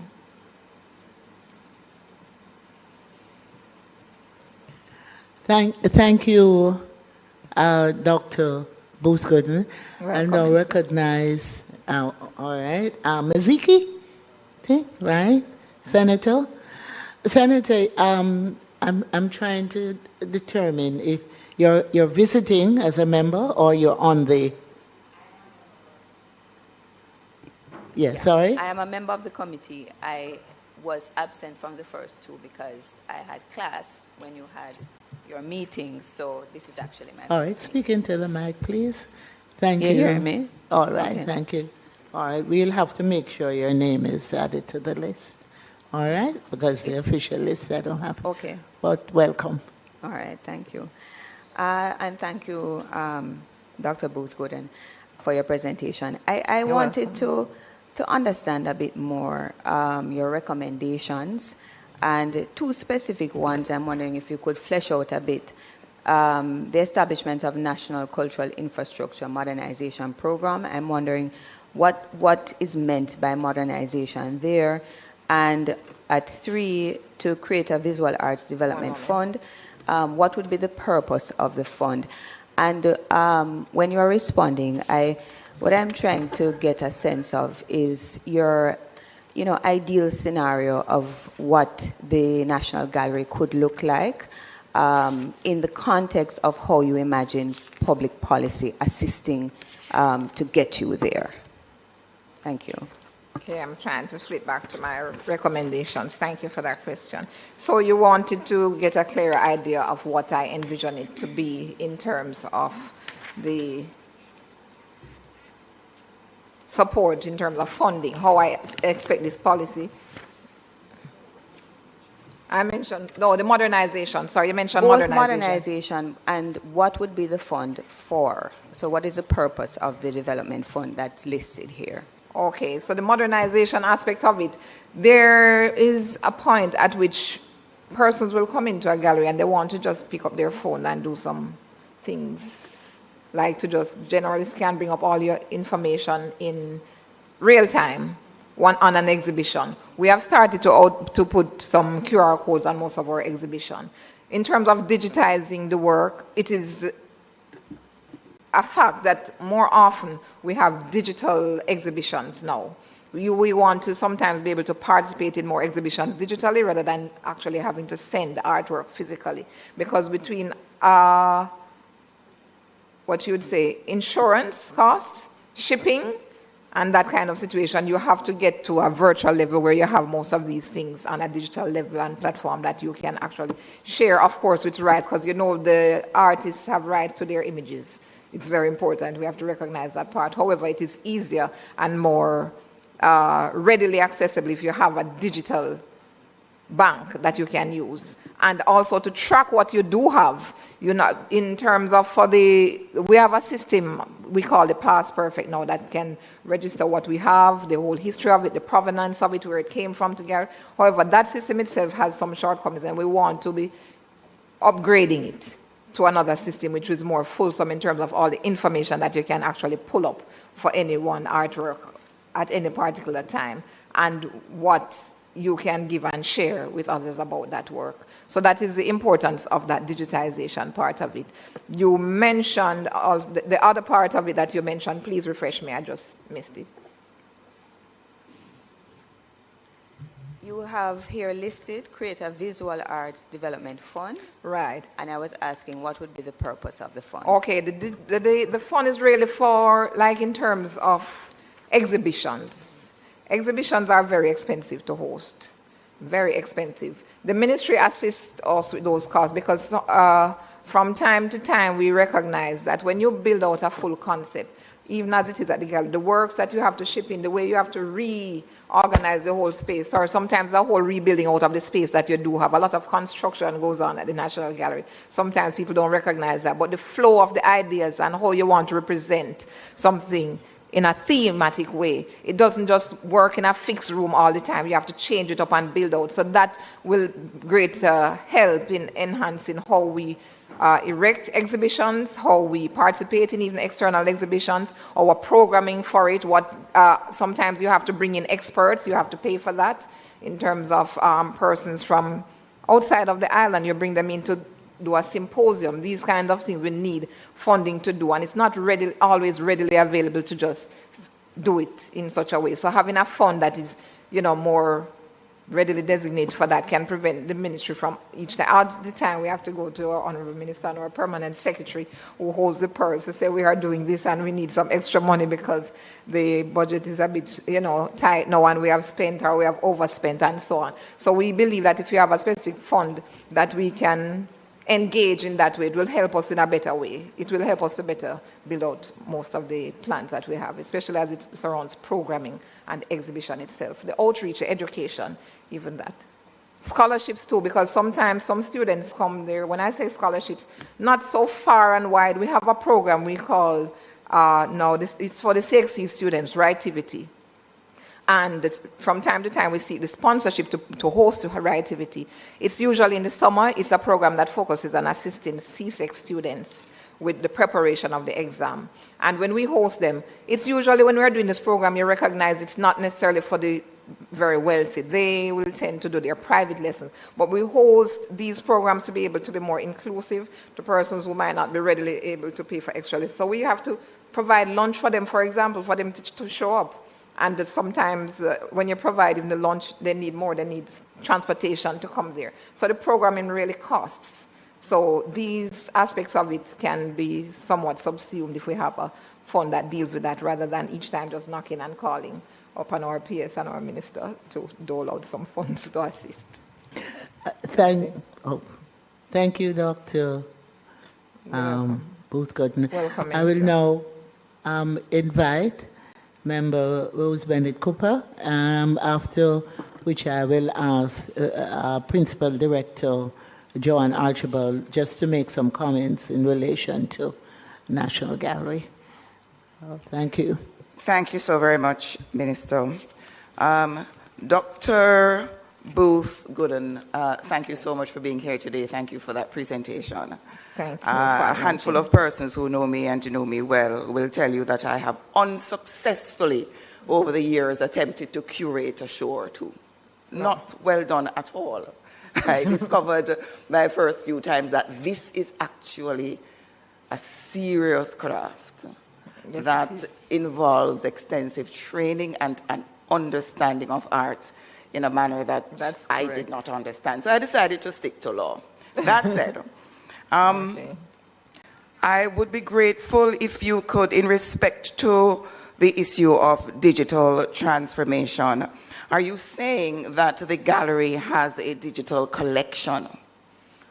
To some extent. We have some parts of our collection that is digitized through the Past Perfect system, right? I would say approximately 60 to 65% of it is digitized, where we have those on record. Because I do understand digitizing for several reasons, as opposed to a collection that is digital, that has value other than preservation and so on. Right. So we have mainly a digitized collection. So about 65% of it sold for our records, for the sake of our records keeping. So about 65%. That's correct. And regarding your infrastructure needs, expanded climate-controlled storage is one of the items you've mentioned. So I'm curious to know what exists now, what are your additional needs, and how resilient is the storage system that you now have? For example, another hurricane hits. Well, let me explain this first and foremost. So our main storage systems are on the upper floor. So in terms of flooding, they're not really prone to the basic flooding from ground level. That's the main thing in terms of that for hurricane, in terms of hurricane and the climate control storage. And the climate control part of it, we have a space constraint, right? And this means that we have the storage in, separate areas. We would ideally like to have a large centralized storage. So that's the main concern that we do have, so that the conservation efforts can be better measured and more orderly done. Okay. So how resilient would you say this is, and on a what scale would of be 1 to some 10, of your needs? I want to tell you, sometimes what you think are your disadvantages can be your advantages. To some extent, we want to move to the efficiency of having a central storage area. But let me tell you, when you have a disaster in one area and you don't have all your collections, your prize collections in that one area, it can be an advantage too. So let me give you on a scale of 1 to 10. I would say that our storage areas, I'd say we're about a good 6.5. 6.5 to 7, I would say. Because being downtown, close to the waterfront, dependent all of that I'm considering. I say about 6.5, closer to 7. Our ideal would be nothing is perfect. We'd like to get up to a 9. And that would be more of a centralized area, like I say, where you would be able to check on something. Because remember, water dam is not the only thing that we have to consider. We have to consider fire or anything, any other emergencies like that. We want to be able to say, okay, put hands readily on where things are when we want to get out certain works, that we are prioritizing to say in the event of any disaster, these are the main ones to be moved out. So that's how the centralizing of it would be advantageous. Thank you so much. Thank you, Minister. You're welcome. Thank you, Member. I'm going to now invite Principal Director. But just before, I would like to ask Dr. Booth Gooden to just indicate some of the really important collections you have. Well, I would say at the National Gallery of Jamaica. I know everything is important. Yes, everything is important in our collection. However, we have works from the Coopers. We have work from Capel, Capel, Reynolds, Edna Manley. I'm sure I don't have to explain who is Edna Manley really, but she's one of our really premier artists from this soil. And we have things in the A.D. Scott collection. We have Albert Huey, a large collection. However, we try not to do too much of the excessive publicizing of what specifically we do have because, we have to be prudent in that regard. For security reasons. Right. Yes. We have to be prudent in that regard. Yeah. But I'm telling you, the collection of the National Gallery is something to be proud of. And we have what we'd say intuitives as well as mainstream artists. And intuitives is a term given to persons who are self-taught. And they make up a large collection of, a large part of the National Gallery's collection as well as... You have collection dating back to? Back to the 18th century. Yes, we do. 18th century. And you may want to mention that every embassy and mission across the world has our works. Jamaica, the National Gallery has works displayed. Yes, that is correct. We have a very large representation internationally. It is one of the things I have here in my notes too, in terms of works that we have overseas. Yes, in Jamaican missions and throughout the island, Foreign Affairs, our own culture ministry. It's really widely represented because, art is something that's... And we're getting requests from ministries. It's far-reaching. From ministries here to refresh. And those ministries that do not have, they are requesting pieces. And it's usually top-tier pieces that they request. Yeah. So we can be proud of the National Gallery and its collection. The only such in the English-speaking Caribbean. Largest. Yes, largest. All right. Go ahead, member. As I'm listening to you speak about the existing collections, I'm wondering, I'm not sure whether this is a role of the National Gallery, but how do you see the future of artist development? What is the role that the gallery would be playing or you would wish the gallery to play in developing contemporary artists to get to the point where you could be a capo? Well, let me say we provide an opportunity as far as we can in terms of we have open call exhibitions. I mentioned that a little earlier in the presentation that we don't only exhibit works from celebrated artists. We have the open call, which is usually done by a committee, a judging committee, which selects the pieces. We have a theme established, and then a judging takes place, and the pieces are selected. One such is One Nation New Symbols that just closed out at the end of March. And this is where a lot of the emerging artists get the opportunity to participate in these exhibitions. And so very often you find that once they exhibit at the National Gallery, because you find that is a status symbol also, I must admit. When you exhibit your work at the National Gallery, it means that it's of a certain standard to be there. So they try to bring their best game in these exhibitions, as we call the open call. So these are the young ones I mentioned, young upcoming, like when I say young, not necessarily chronological age, but new upcoming artists have that opportunity to just submit your work and it is judged fairly. Whether there are other famous persons entering or not, it doesn't matter. You're judged at that point, and once you're selected, it joins the exhibition, but it's usually surrounding a specific theme at that time. And when we do the outreach, in our outreach, we encourage the students because we find that, as we said, a lot of the young people might not be seeing the relevance of art, but we try to educate them. That's what our education department does. We educate them to the various avenues and how to see their trade as a professional career path that they can take, the various roles that they can play through art, and how they can actually make a living from it, and successfully so too. That's a part of what we do. All right, and I would just add before I hand over to Mr. Archibald, is that when the Jamaica Cultural Development Commission comes to make a presentation, they'll be able to expand on the nursery that exists through the JCDC across the island in the visual arts. And you'll find it very, very interesting. So there is a nursery. All right, Ms. Archibald, thank you.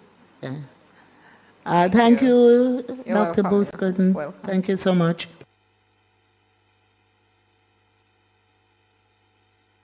Chair, and it's my pleasure really to indicate that the policy very much takes cognizance of the need for us to structure the sector, and our goal 3 is the anchor here, where we want a governance system that promotes cohesion, robust protection, and coherence within the entertainment, culture, and creative sector. And we highlight that the strategy, the key strategy, is holistic policy, legal, regulatory, and institutional frameworks. And I would just want to say a little bit then about the creation of a foundation and a fund for the ECCI, because it would now be the mechanism through which we do a number of the things we're here talking about. We are sustainable, a sustainable source of developing the arts, and so the foundation would attract funds into the fund, it would manage the fund, and it would fuel all these needs that we are talking about here. In terms of the human resource aspect, on the supply side, on the training side, it's important to mention that we have an institute for cultural practitioners, innovators, entertainers, and creatives that we would want to ensure continuity so that we don't just have one or two few conservators and other aspects of the ECCI landscape as being certified and professionalized, if you will. We would have an institute that would always be training either on our soil or through partnership with regional or international academic tertiary institutions. As for the compensation, well, that's very much going to be where the members of parliament, we rely on them to pass that budget for the Object 21 line. But I hear the sounds of the elephant again. But yes, I think as far as policy making goes, that this is really the idea, that we are structured and we're resilient. I'm going to, with the leave of the chair, ask my colleague, my senior director, to speak a little bit more in relation to the Artist in Residence program and cultural exchanges and how it fits into the mosaic that is the policy and our programs that speak to the concern of the committee, the concerns of the committee.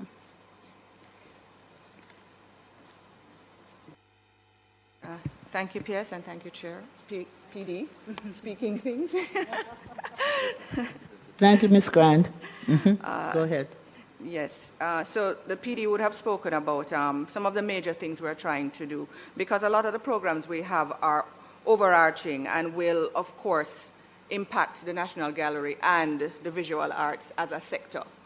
So our things like the Artist in Residence program is meant to really be a cultural exchange program. So you may have artists that go into other jurisdictions, maybe for a 6-month period, to either understudy other artists there or to work in galleries overseas, and that way to have that knowledge exchange and that growth through experience, which of course could well supplement the work of the ICPs, as we call it, the Institute, which will deal with the technical knowledge and the academic knowledge as well.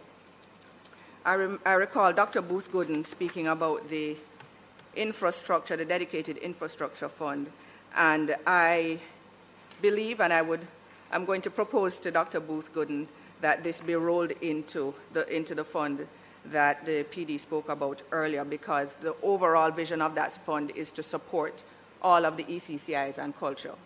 And so we wouldn't want to set up too many funds and different mechanisms to manage, but certainly it could be an objective that would be a part of that fund, and it would be able to achieve the objectives that Dr. Booth Gooden spoke about.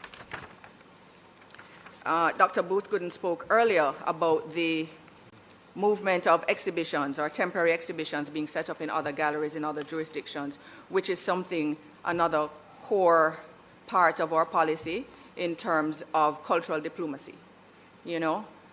Member Morgan spoke about it, and this is very important in spreading or exchanging and sharing our culture with others, and also having them share their culture with us.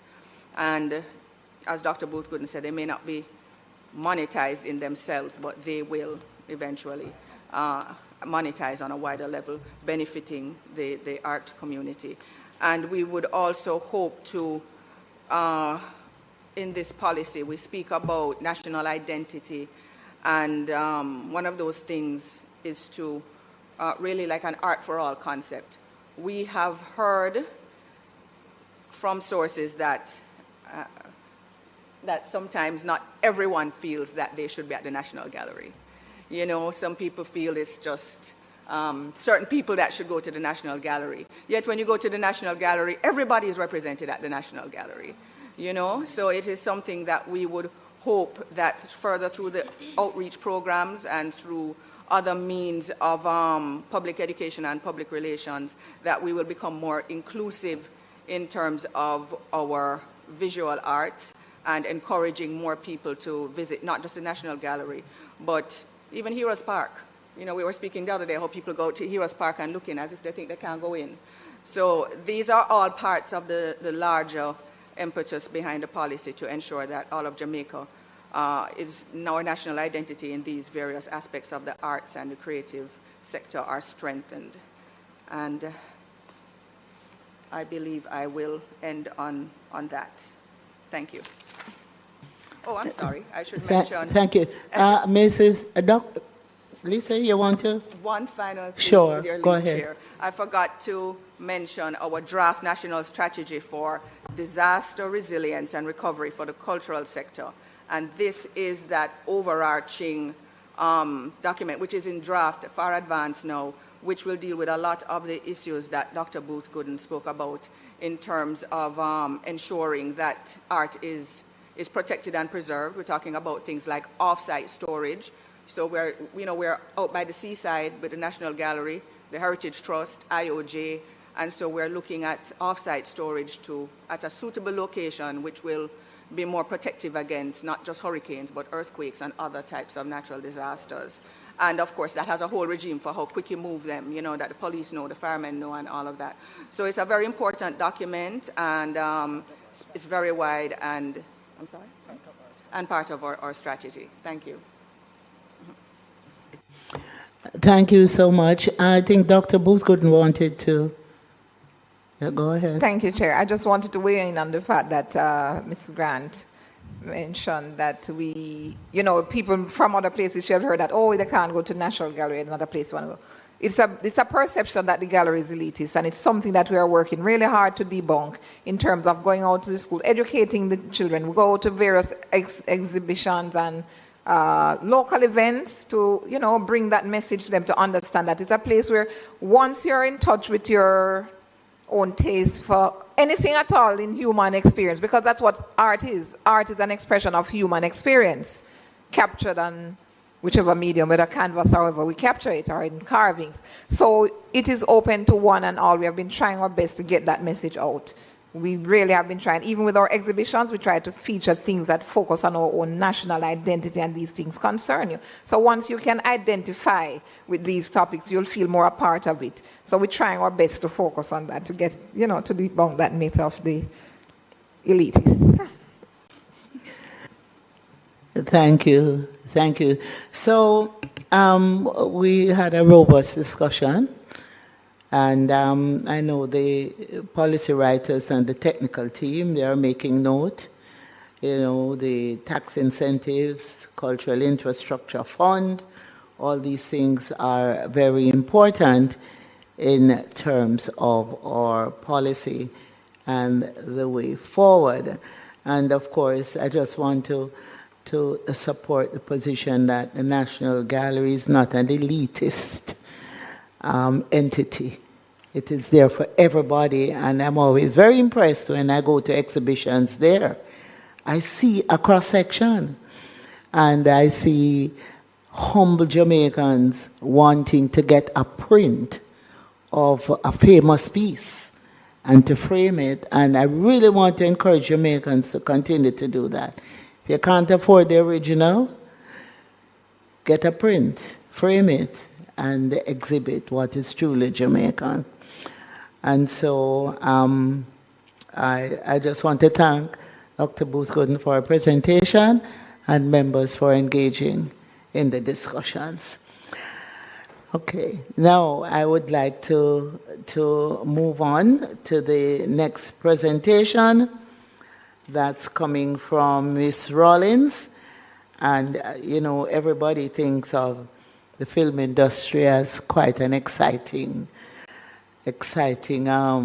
area of our life. We're the best location. We have some of the best trained in the industry, and Jamaica has made its mark on Hollywood in many ways. Yesterday, I was very fortunate to be interviewed by a film crew out of the UK about Ian Fleming and the Ian Fleming experience at James Bond films, and how Jamaica, has gone center stage because of those early days of film and Hollywood and the jet setters coming to Jamaica.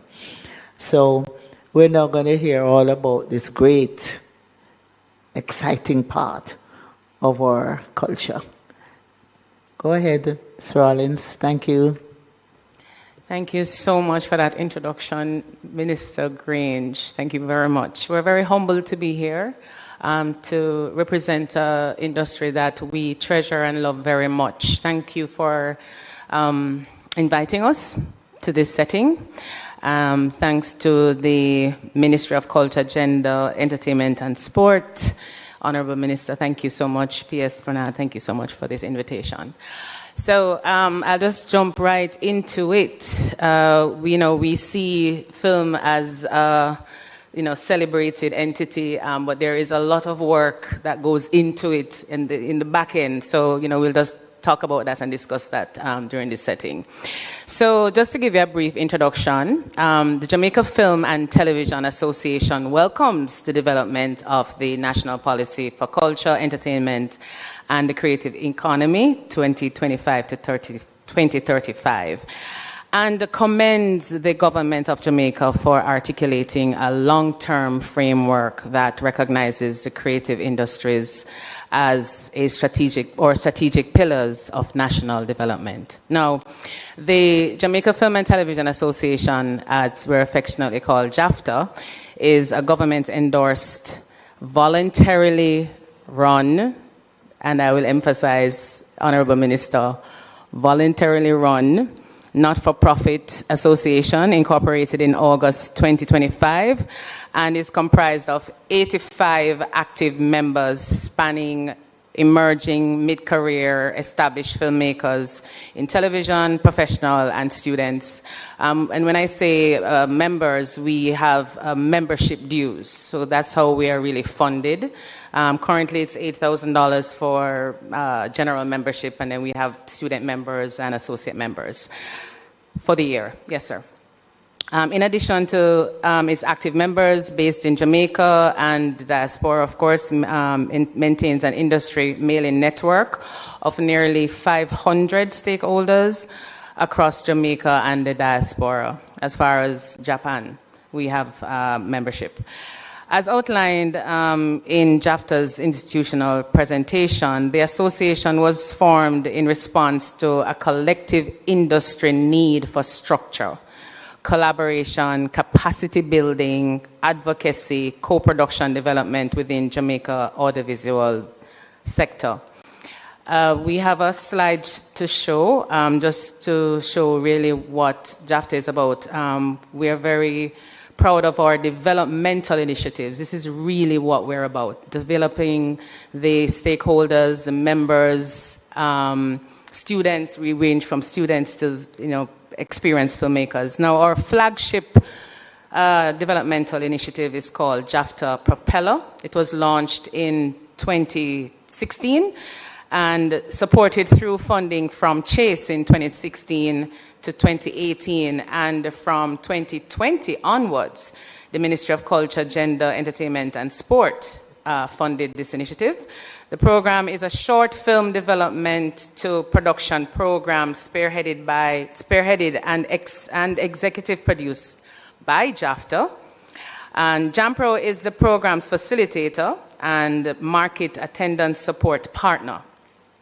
To date, we have produced 22 short films and have been produced, and that has been screened locally, internationally, and one of these films actually was screened on HBO in 2 years ago, I believe, called Flight. Next slide. The other initiative is called The Shot List. It's a cultural exchange and showcase collaboration between Jamaica and the UK and the Caribbean. This program has been supported through funding by the British Council. The other developmental initiative we have on the JAFTA is the JAFTA Porta Christi that is actually running right now, and this focuses on episodic content development, and it is actually supported through funding by a Jamaican. Her name is Aisha Porta Christi, and she's a Jamaican writer and producer who lives in the US. So she funds this initiative called the JAFTA Porta Christi Fellowship. The other initiative is the Feature Film Lab. It's a feature film script lab and talent lab, and it comprises of producers, screenwriters, and story editors. It's a talent development program delivered in partnership with the British Council and JAMPRO. We also have the Spotlight Short, JA. It is an initiative that we showcase short films produced in Jamaica and the UK, and we also have Caribbean stories that are being showcased. This year we also introduced the Indian community. We had a showcase for the Indians as well under the short list. We also have Spotlight Shorts, which is a short content produced in collaboration with the European Union and the UNICEF to address social issues through storytelling.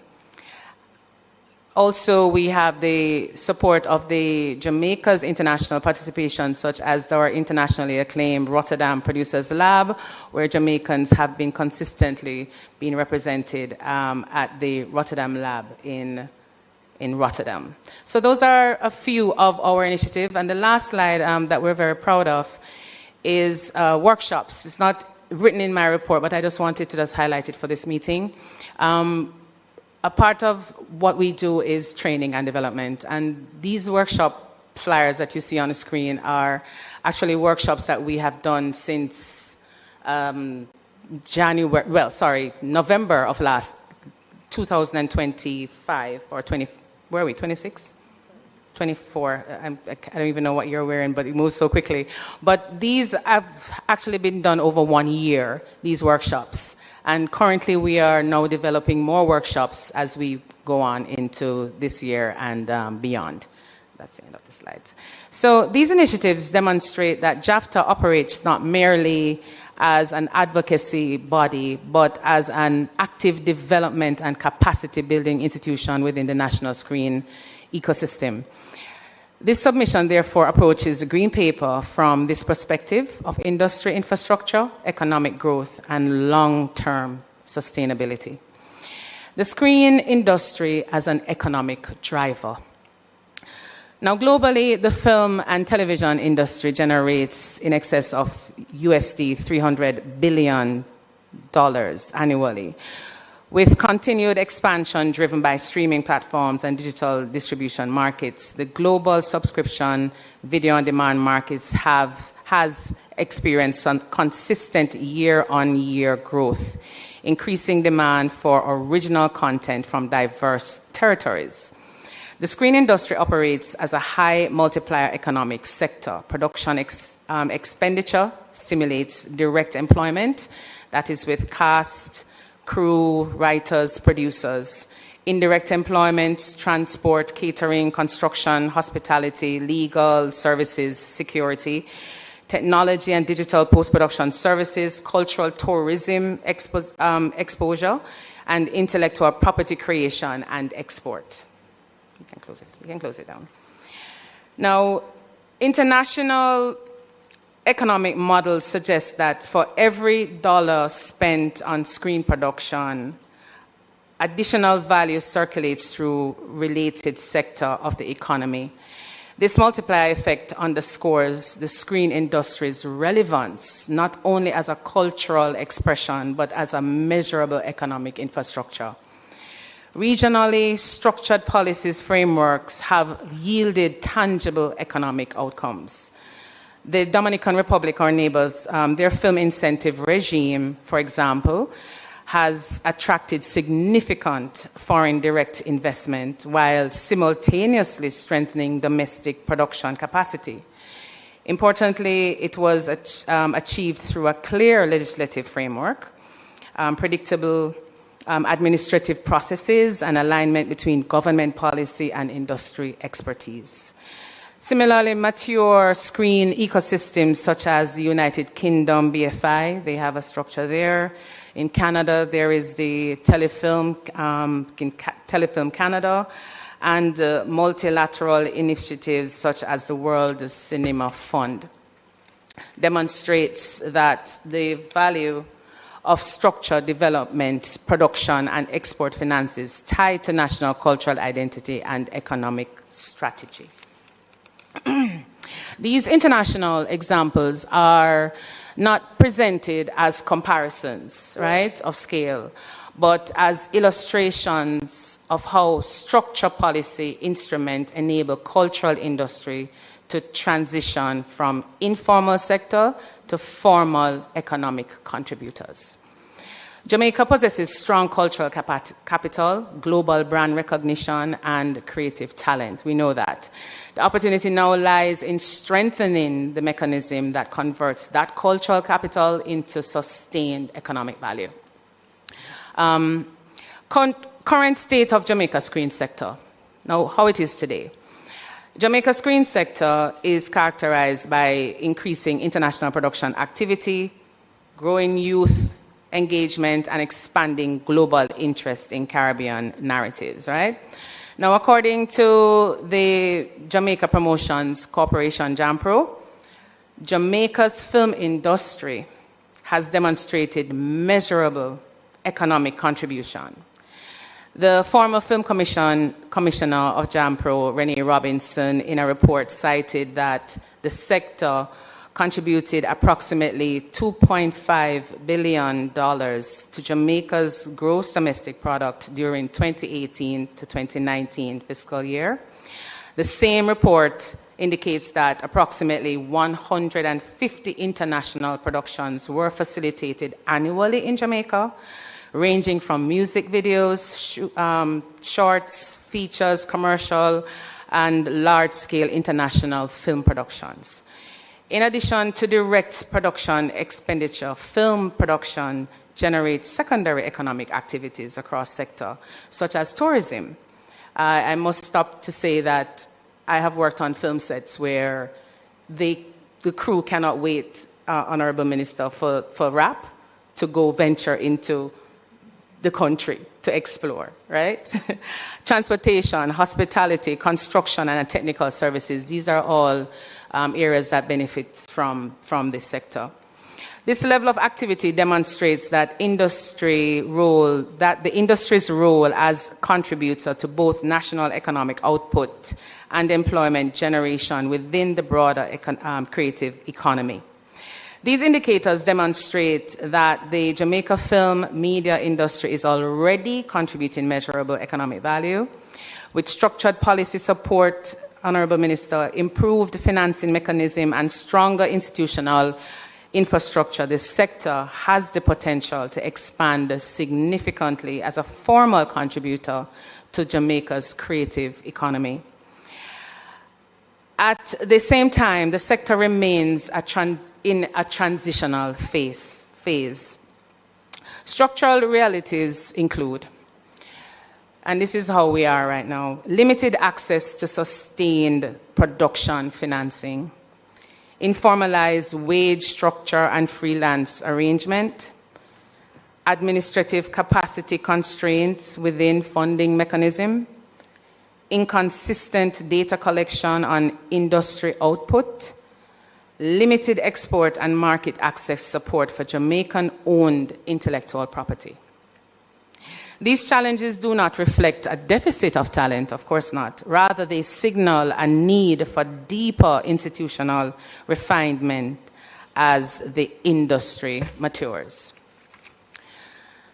Strengthening the Jamaican Screen Development Fund. That's the JSDI. It's a fund that was introduced 2 years ago.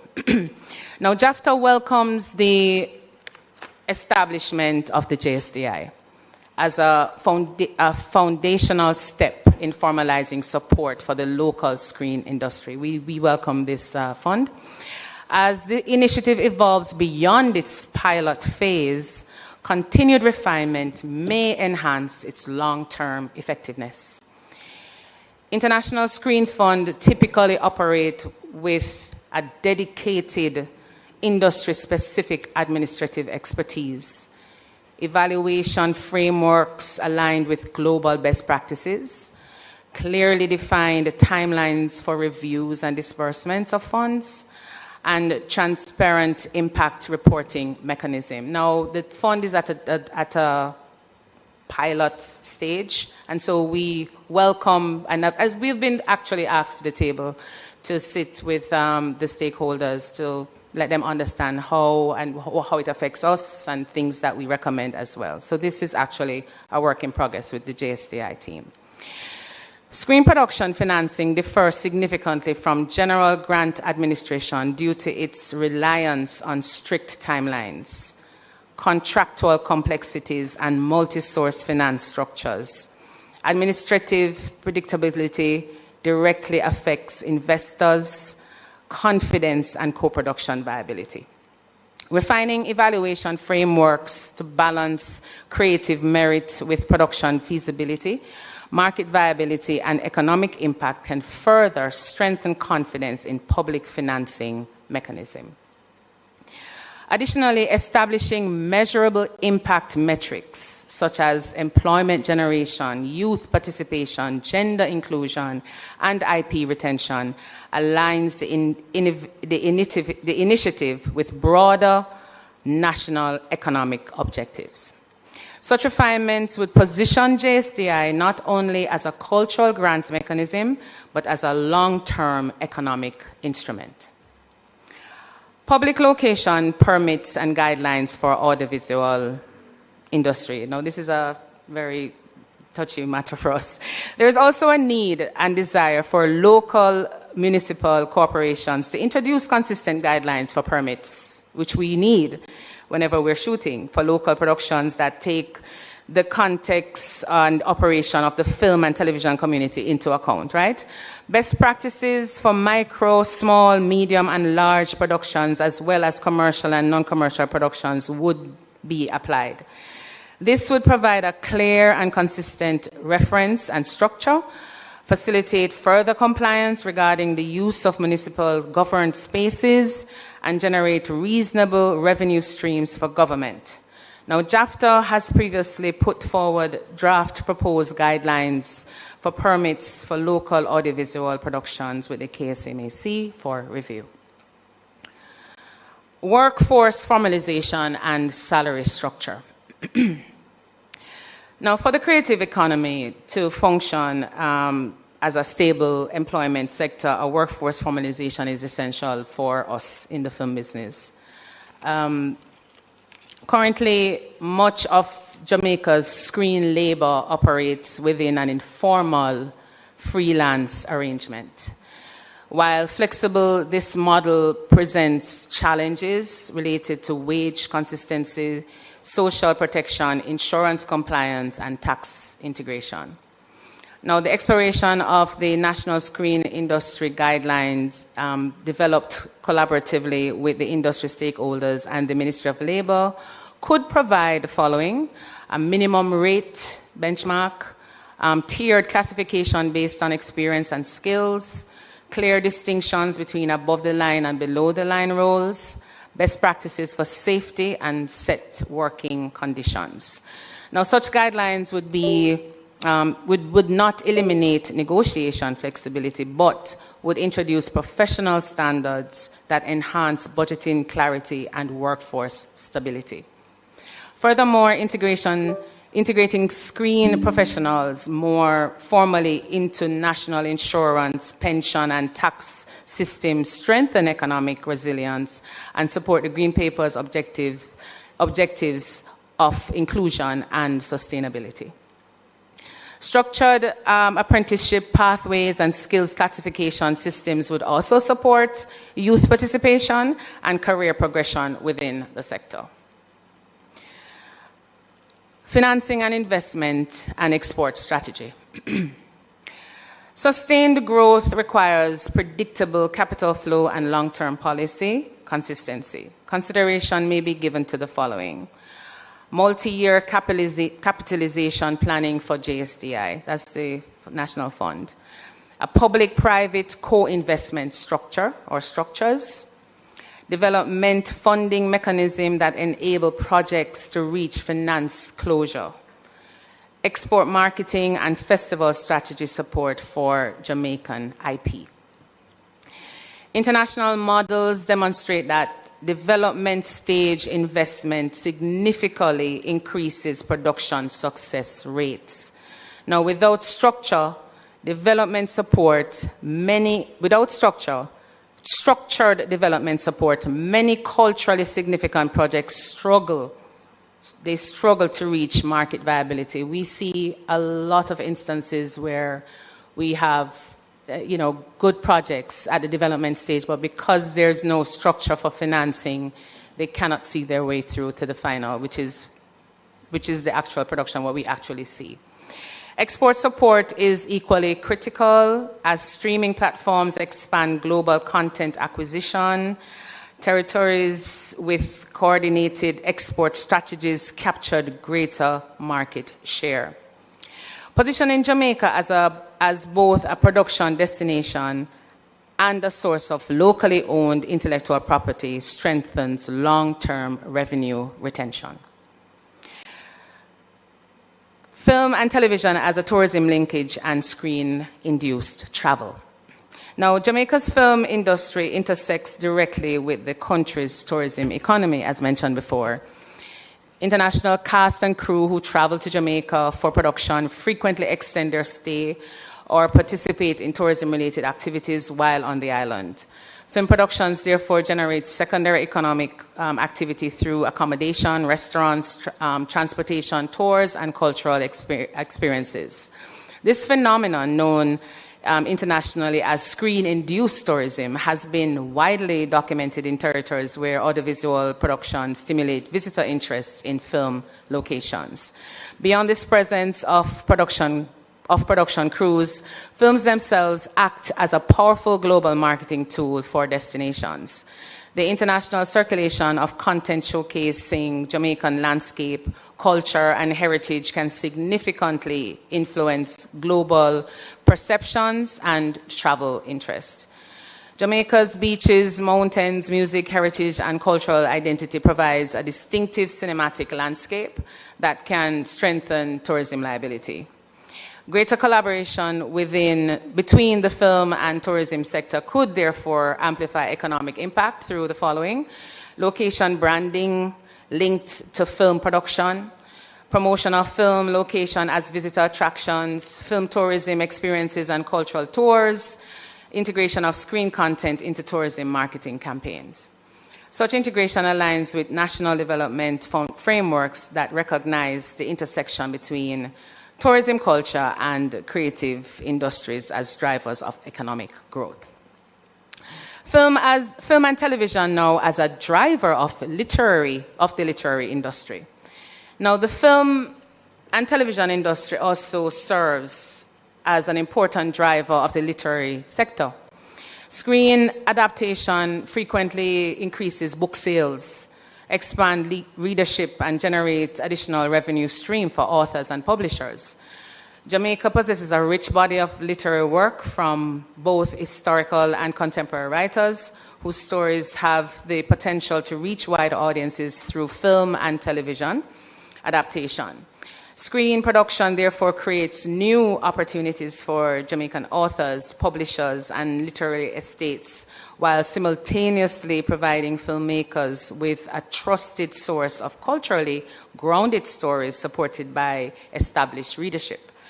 Strengthening collaboration between the publishing and the screen sector could expand Jamaica's creative economy by encouraging the adaptation of locally published works into audiovisual productions. Such collaboration would generate additional economic activity across both industries while preserving and amplifying Jamaican story traditions. Technology, digital transformation, innovation, and climate resilience. Now, the Green Paper emphasizes frontier technology, digital transformation, innovative-driven growth, climate resilience, and measurable economic performance as pillars of Jamaica's creative economy strategy. The screen sector intersects directly, Honorable Minister, with each of these national priorities. We look at frontier technology and screen sector. Contemporary film and television production operates within an advanced technology ecosystem. Digital cinematography, real-time rendering engines, virtual production environments, cloud-based collaboration platform, data-driven distribution models, and artificial intelligence-assisted workflows are now integrated to global production standards. As Jamaica advances its broader digital transformation agenda, the screen sector presents an immediate opportunity to embed embedded frontier technologies within a culturally grounded industry. Strategic policy support could include the following: encouraging technology-enabled production environment, supporting training in virtual production and post-production technologies, integrating creative tech competencies into national skill development frameworks, establishing ethical guidelines for the use of AI and data within the creative production. Aligning these screen industries with frontier technologies position it as both a cultural driver and a contributor to Jamaica's innovation economy. Digital transformation and value retention. Digital transformation within the screen sector is not limited to production tools. It extends to workflow management, intellectual property tracking, secure data storage, digital archiving, and distribution analytics. Investment in domestic post-production infrastructure, including editing, sound design, color grading, visual effects, and secure data management systems, enhances national value retention. Without adequate local capacity, significant portions of production expenditure migrate overseas during post-production phases. I stop here to say that whenever you look at a film budget, most of the post-production, if not all, for feature-length films done in Jamaica are done overseas because we don't have the capacity locally for post-production to include editing, color. We do have it, but we need to build on the capacity that we have here. Strengthening domestic digital capacity, the following: reduce economic leakages, build technology-based employment, enables its service export within the Caribbean region, and preserve Jamaica's audiovisual cultural asset through structured digital archiving. In this way, digital transformation within the screen industry directly supports economic sovereignty and sustainable growth. Innovation-driven growth and creative entrepreneurship. The Green Paper identifies innovation as a catalyst for economic expansion. The screen sector is inherently innovation-driven. It combines storytelling, technology, design, business, structuring, and intellectual property creation. Screen production generates exportable IP assets. These assets can produce revenue streams through licensing, distribution sales, stream platform acquisition, format adaptation, international co-production partnerships. Structured development financing coupled with innovation-focused skill training enables Jamaican creators to move from project-based activity to scalable creative entrepreneurship. By strengthening financing framework and development pipelines, Jamaica can transition from a service production destination to a territory that generates its own and export original intellectual property. This shift directly aligns with innovation-driven economic diversification. Climate resilience and sustainable production. The Green Paper highlights climate resilience and environmental responsibility as national requirements. Film and television production involves transportation, logistics, energy consumption, construction, and local management. Integrating sustainable production guidelines into the national screen framework aligns the industry with Jamaica's broader climate strategy. Internationally, sustainable production frameworks are increasingly integrating into funding criteria and incentive system. International labs such as Torino Green Film Lab promote sustainability for an audiovisual production and guide producers in working in a more sustained manner. Collaborations with public entities and companies experienced in environmental issues can also provide the pathway for green certification for audiovisual productions, which can stimulate the local economies through sustainable sourcing, creating specialized jobs, and increasing the brand value of production in an increasingly eco-conscious international market. Aligning Jamaica's screen sector with climate resilience objective enhances its attractiveness, its environmentally consciousness, international productions while enforcing national sustainability commitments. Strategic alignment and collaborative implementation. The National Policy for Culture, Entertainment and the Creative Economy 2025 to 2035 presents a timely opportunity to formalize the screen sector as a measurable economic driver. Now, JAFTA respectfully submits that continued strengthening of the JSDI would maximize public investment impact. Workforce formalization enhances economic resilience. Structured financing and export strategies support competitiveness. Data-driven policy improves accountability and planning. Ongoing collaboration between government and industry stakeholders will be essential for effective implementation. As a representative body for screen professionals, JAFTA stands ready to collaborate in refining and operationalizing policy mechanisms that supports Jamaica's screen industry over the next decade. Thank you so much. Excellent and very detailed presentation. Well done. Thank you so much. Thank you, Mr. Honorable Rollins. Minister. It's very useful and very informative presentation. Thank you. The film industry is recognized as one of those critical growth sectors in the entertainment, culture, and creative industries. And oftentimes, we speak of the FAM sector, FAM sector, that's film, animation, and music, as those industries with tremendous potential. They have tremendous potential to grow creative exports and boost Jamaica's global cultural footprint. So from our consultations in writing this policy, and the technical folks who are here, they're listening. We have heard of the challenges with navigating the various requirements to film production and the need for appropriate training in acting in films versus live productions, among other things.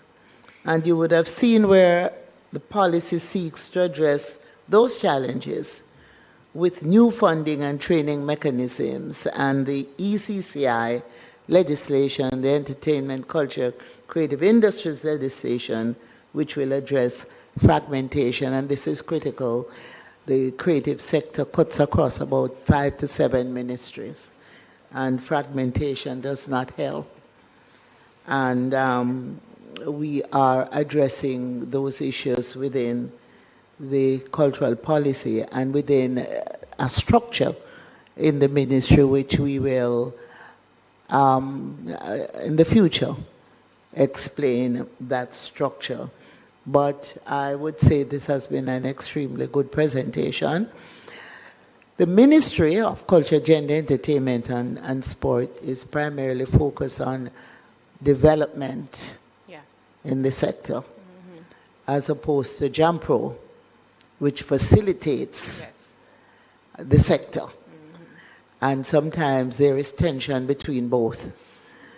We are hoping that this policy will create the roadmap that makes us travel along the same path and achieve the same objective, but our roles are clearly defined.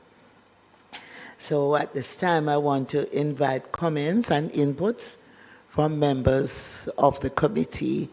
I'll start with Senator Gale, who has been just raring to go. Yeah, I'm raring to go because Chairman, I'm very happy that I'm here this afternoon. And I'll tell you why. We speak about a national policy for culture, entertainment, and the creative economy. But pivotal in this is also the protection of the labor force. And you spoke about it in your workforce formalization and salary structure. And when I looked at it, I'm seeing the prevalence of an informal freelance arrangement and the absence of standardized pay scales and inconsistency in contractual arrangements. And it is far-reaching because you might be considering those that, as your members who are direct, that you can reach. But what about those who are behind the scene, who lend support, who could also be possible your members? And when you defined your association in terms of the voluntary, permanent, continuous of it, it sounded like a trade union to me.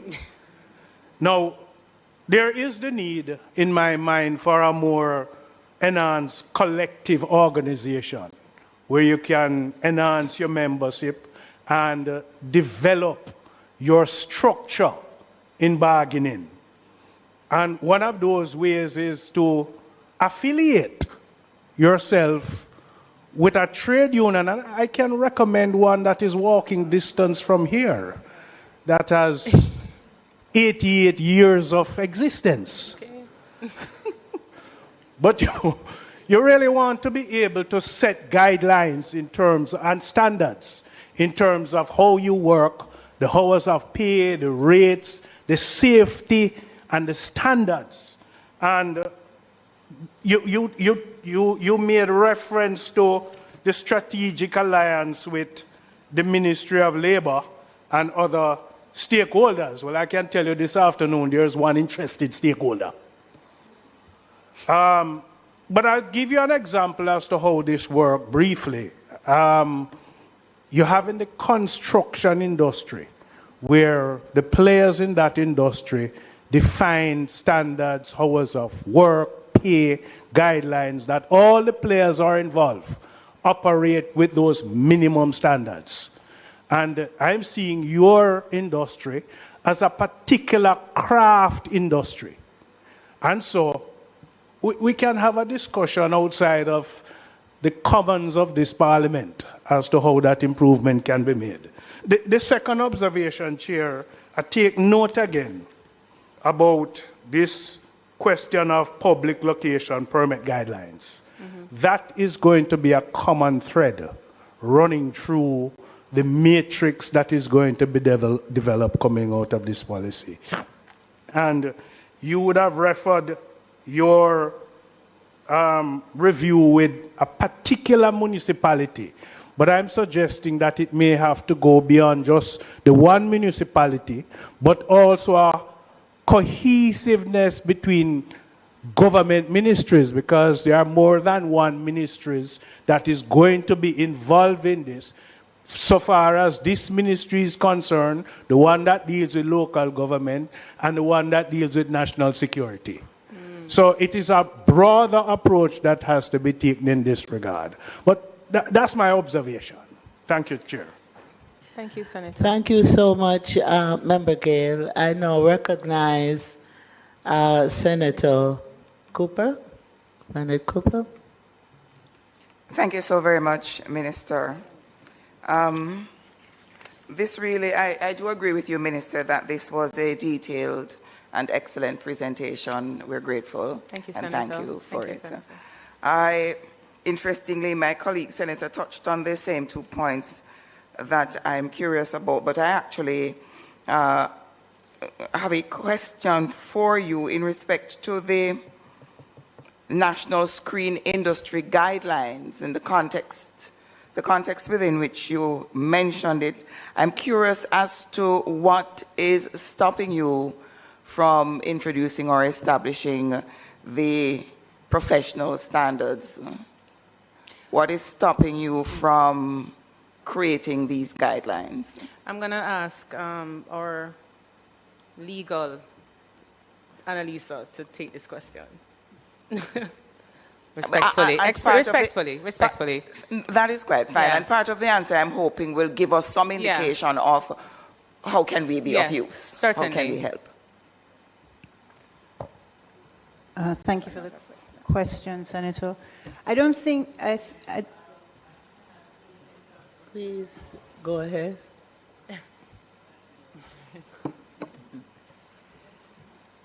I don't think it's a matter of what is stopping JAFTA, because the President and the rest of the board have already begun.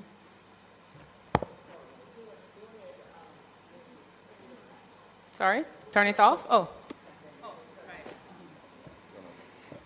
It's not a matter of what is stopping JAFTA, because the President and the rest of the board, they've already begun drafting internal documents. It is a slow process because it also requires the involvement of local stakeholders, along with ensuring that they comply with international best practices. But it also needs government support and endorsement in terms of that guideline document. Yes, JAFTA can draft something and circulate it, but having that the additional expertise of the government and other stakeholders would elevate it and give it, how would I say? Not mark of distinction, but that's stamp of approval. Because, again, we're not trying to become a trade union. We are establishing, as Madam President said, guidelines which do not prevent persons from having their own contractual negotiations, but it protects persons from being unduly exploited once they have information as to how to enter into their contractual arrangements, what are the best practices on set, best working conditions, and that's really for the enhancement of not just particular individuals, but the nation as a whole, or the industry as a whole. Thank you. Go ahead, member. Thank you, Minister. Thank you so much for that answer. And built in what you have said, I wonder perhaps whether a first draft coming from you and then inviting your trade union, whoever that may be, and the ministry, the experts from the Ministry of Labor to assist at the back end would perhaps be useful, because as the experts in your field, you would be better able to identify that framework within which you would need to have that document drafted. So minimum rate benchmarks, that's for you. And I'm reading now the items that you mentioned. Tiered classifications based on experience and skill, that would be triggered by you. Clear distinctions between above the line and below the line roles. I'm not even too sure I know what that means, so that would be coming from you. But then when you get to issues such as best practices for safety and set working conditions, then that is where the labor experts could come in to give you the guidance. So perhaps you, even though you would be clear and satisfied that it would not be a complete document, providing that first draft would then prod the experts and prod the government to give you that back-end support that you would need. That's just my thinking on it, because it is a very important step in helping the industry and the workers in the industry to get protection and safety guidelines. Minister, I had one other question regarding the public location permit guidelines. You mentioned lack of consistent guidelines for the permits, and you did say that this was the biggest problem.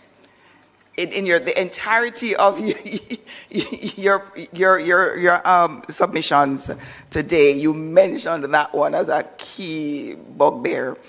Other than the lack of consistency in the guidelines, I was wondering what are some of the other difficulties associated with the permit structure that you could perhaps share with us. And I do suspect that it goes beyond the one council that you mentioned. And I also am curious to see the draft proposed guidelines that you prepared. I'm not sure, Minister, whether it would be something that we could all benefit from. We definitely looking at that draft. We definitely would Yeah, share. we would want to see, So, yes, we'd Certainly. appreciate that. Certainly. So Thank you, Minister. we will definitely share that. Thank you, member.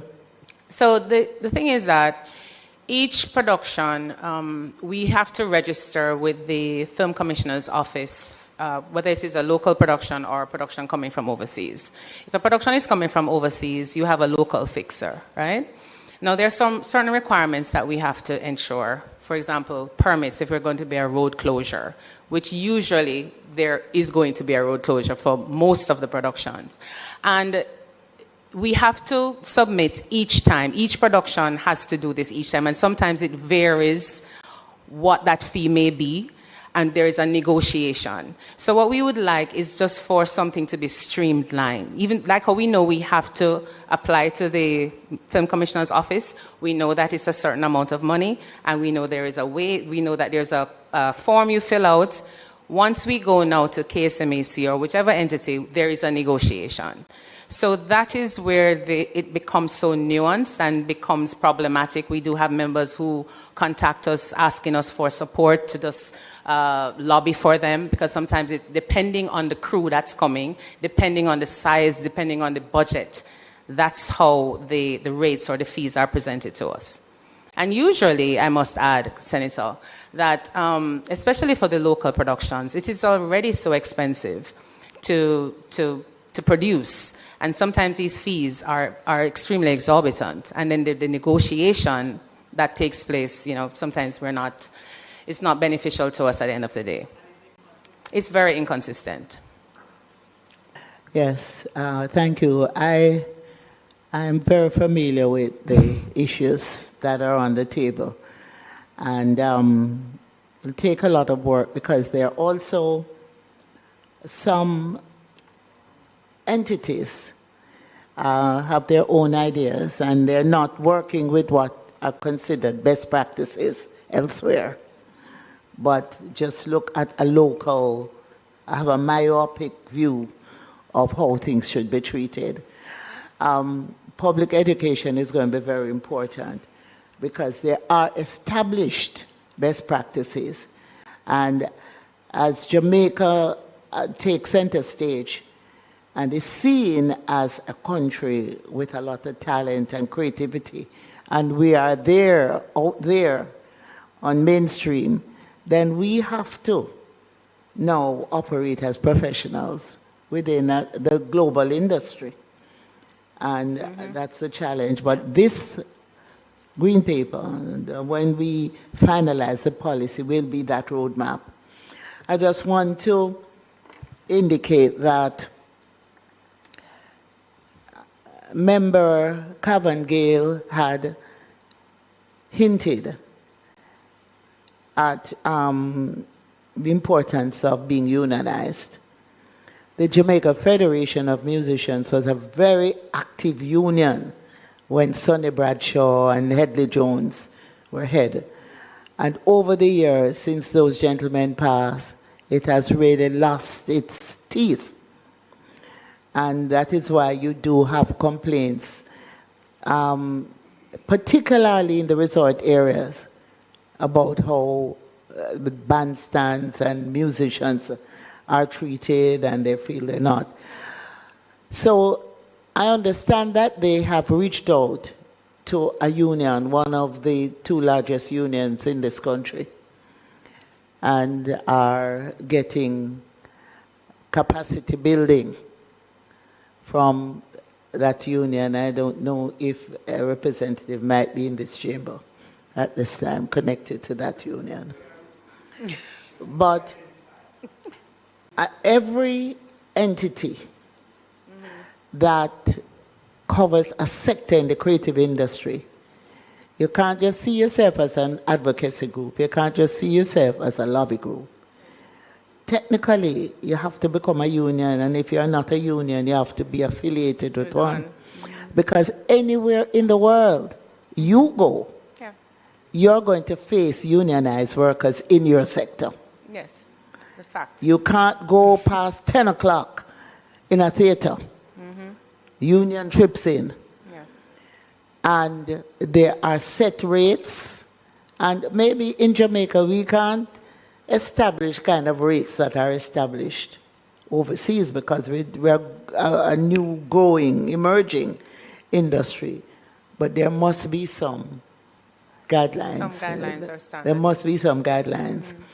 And I think during COVID, the ministry helped to build capacity, because what we did, we gave grants to the sector, but you had to be a member of a sector group.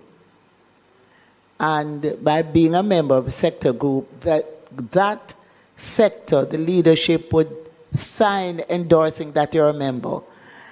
And so people had to be a part of a group. And I think JAFTA benefited from that, and a number of the other groups. And I really want you to build on that. Associate yourself with a union that can help you to build capacity and to give you the kind of representation that you deserve. The creative sector is the fastest growing industry in the world, and we must prepare for it. So I just want to encourage you, Yes, sir. never say you're not a union, because if you affiliate with a union, you are the voice and you are representing your group in order to grow from strength to strength. I want to invite Senator Thames to make her comments now. Thank you, Minister, and thank you, Ms. Rawlings, for your comprehensive presentation. Sometimes I wasn't, well, let me start that differently. I wonder whether there is a difference in the interests of filmmakers coming to Jamaica to film and how JAFTA sees the local film sector growing.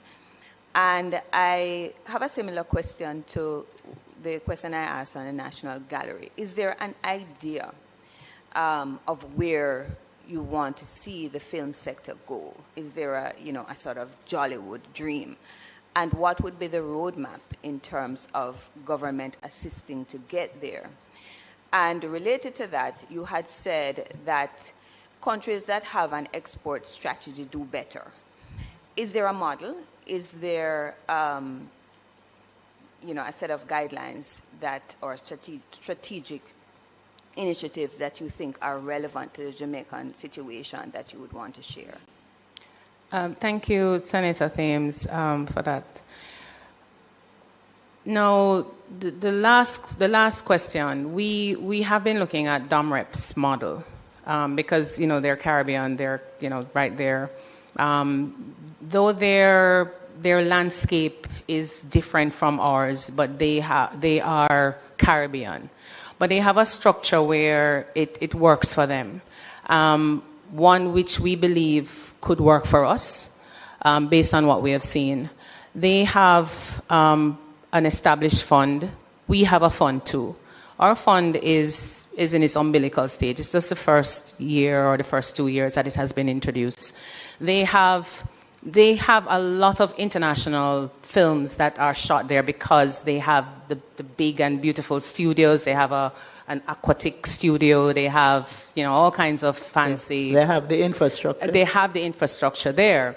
But however, what works for them is the funding and the fact that because their fund is established in a way where it not just takes you from development stage to production, but also export.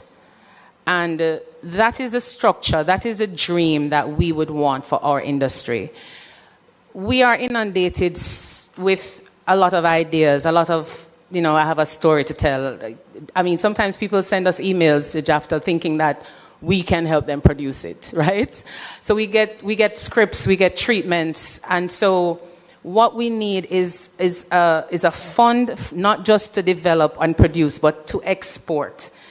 That's the dream, and also the dream is also to educate, to develop the industry, the persons in the industry, the writers, the actors, the directors, technical support. There's so many professionals in the industry that need further development. Our dream list is very long. I don't know if we have all afternoon, but really it starts with funding, which is from development to export, and education, development, so that we are positioned in a way when we go to a Cannes or TIFF or Rotterdam, we can speak on how we produce, how we write. And a lot of times when you sit in these labs, you sit quietly because a lot of the information or a lot of whatever they're talking about fly over your head because you don't know. Yes, we can go read it, but if we have a structure in place where we can develop the creatives here as to how the international market operates and how they can operate within it, and then now if we have a fund that is structured in a way where we can take them from development to export, I think that would really shift the needle for us in the industry. Thank you. I'll now invite Member Morgan. Thank you, Chairman.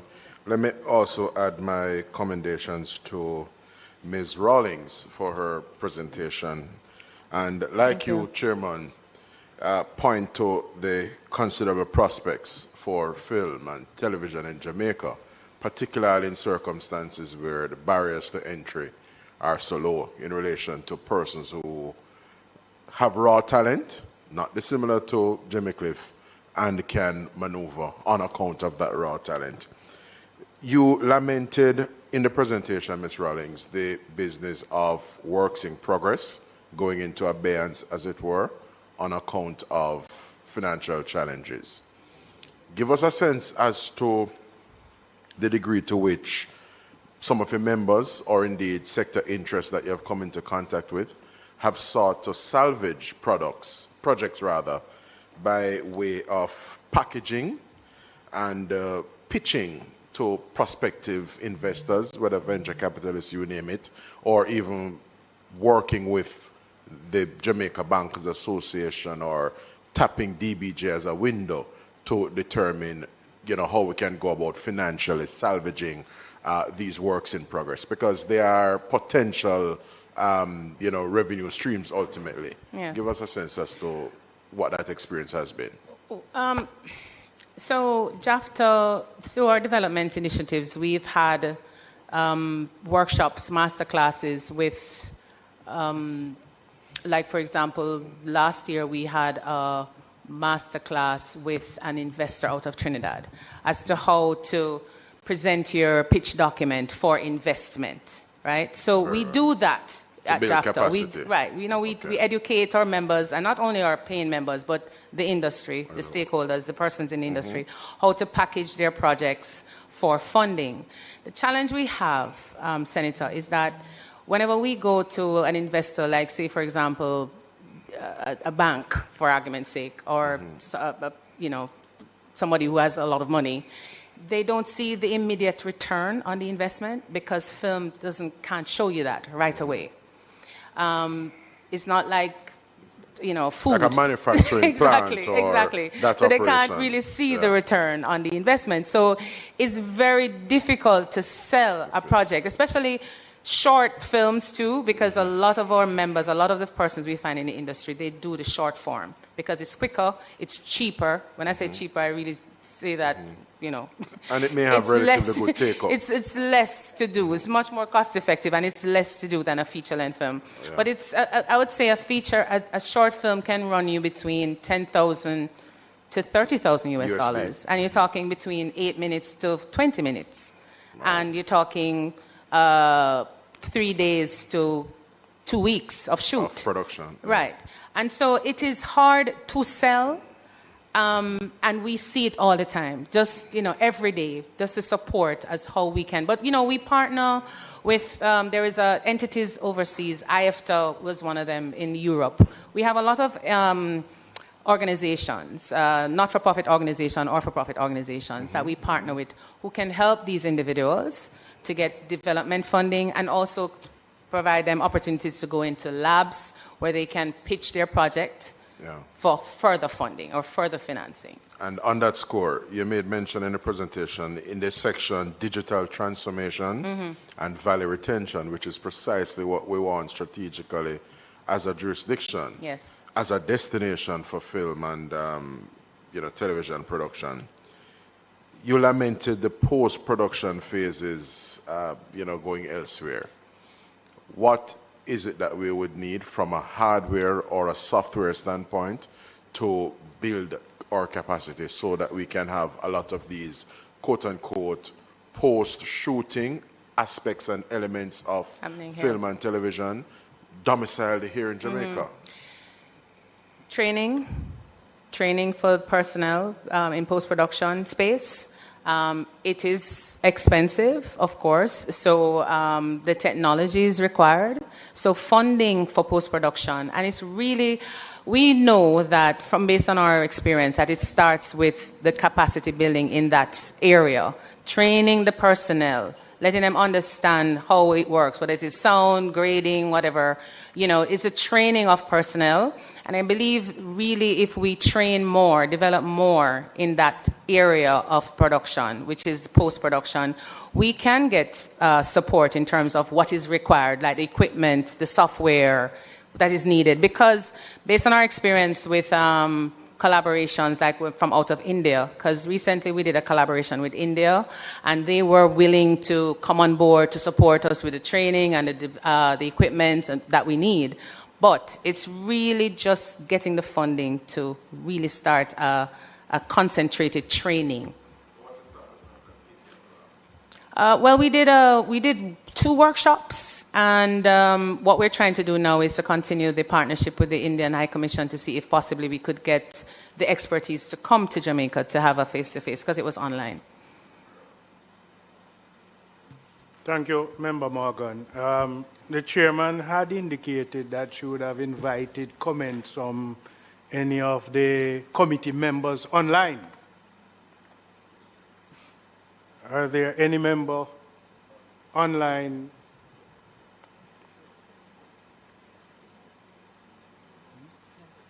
Member Burchell?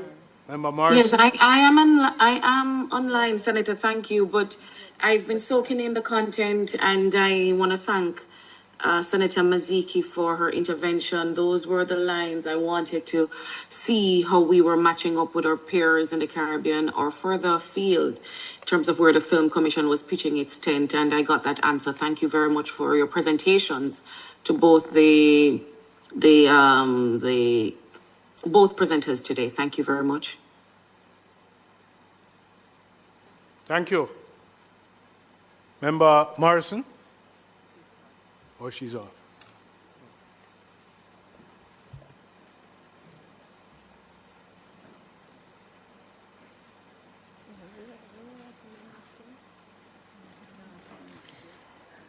Thank you, members.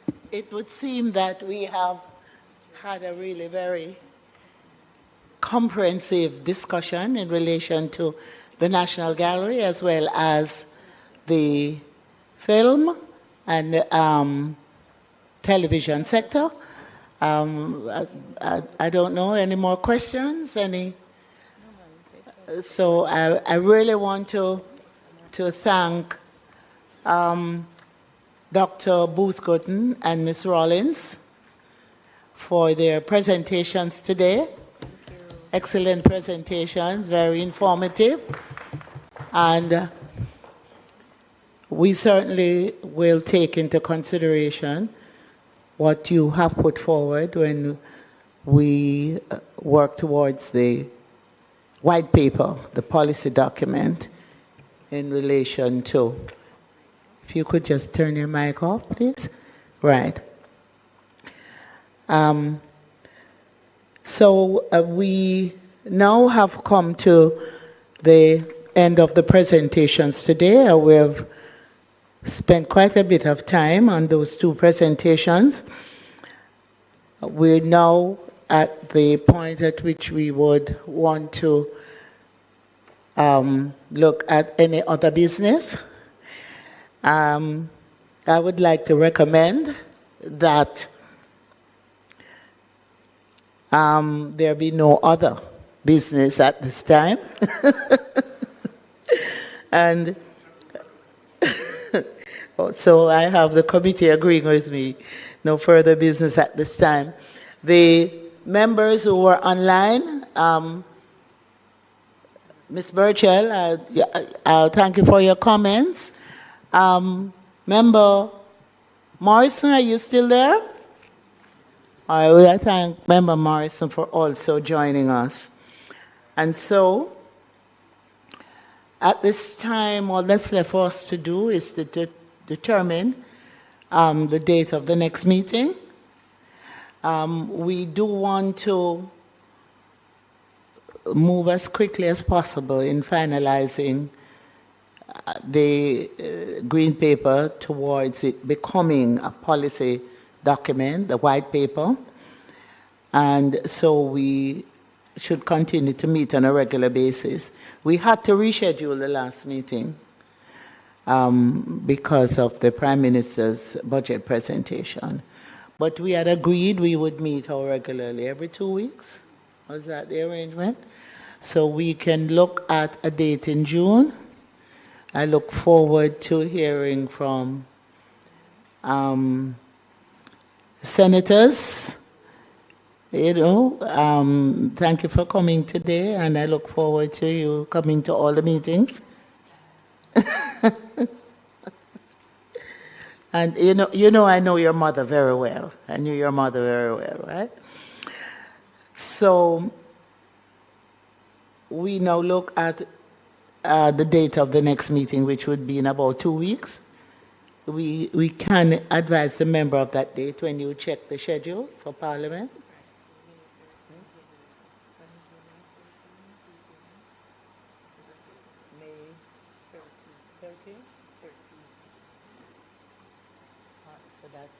May 13, 2 weeks.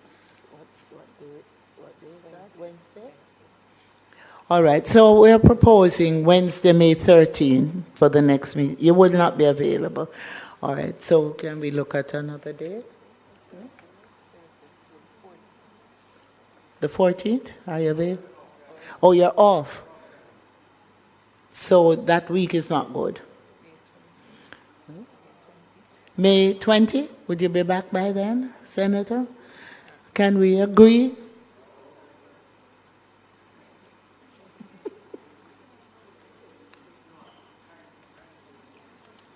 So can we agree on the 20th? That's not good for you. Member Rose Bennett? It's not good. I tell you what we'll do. We will reach out to members and to see your availability for the next meeting date within the next 2 to 3 weeks. We'll work on a convenient date. But we will meet in May. Okay? We will meet in May and we will continue. And we will invite other entities to make their presentation. The Natural History Museum of Jamaica. We can add them to the list. Jam Copy said they would be ready when next we call on them.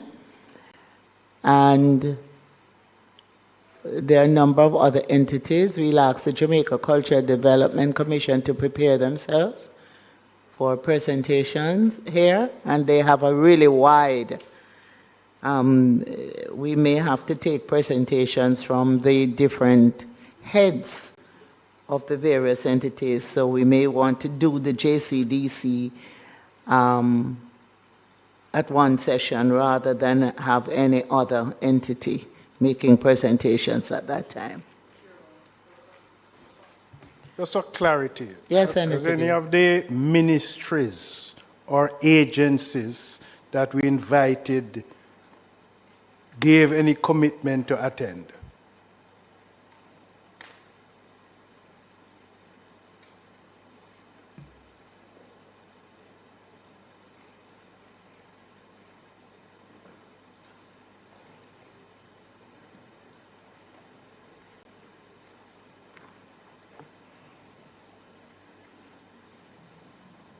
Well, so far we have the agencies within the Ministry of Culture, yes. right, and we have the civil society groups. Okay. But I will personally reach out to, because as I said earlier, the sector is spread across between 5 to 7 ministries. Right? JIPA was scheduled to be here, which is under the Ministry of Industry, Investment and Commerce, but we have to reschedule them. Okay. And we, of course, will be inviting JAMPRO, and other entities to come and make presentations here. Yes, right. Senator, go ahead. Yes, Chair. On the matter of scheduling, I'd want to propose that we kind of mix them up. I'm getting the sense that we're getting a lot of inputs from... I'm sorry, could you repeat that? On the point of scheduling. So I'm hearing the call for the ministries, the departments, can we begin to hear from some of the practitioners and some of the private sector entities? Can we get a mix?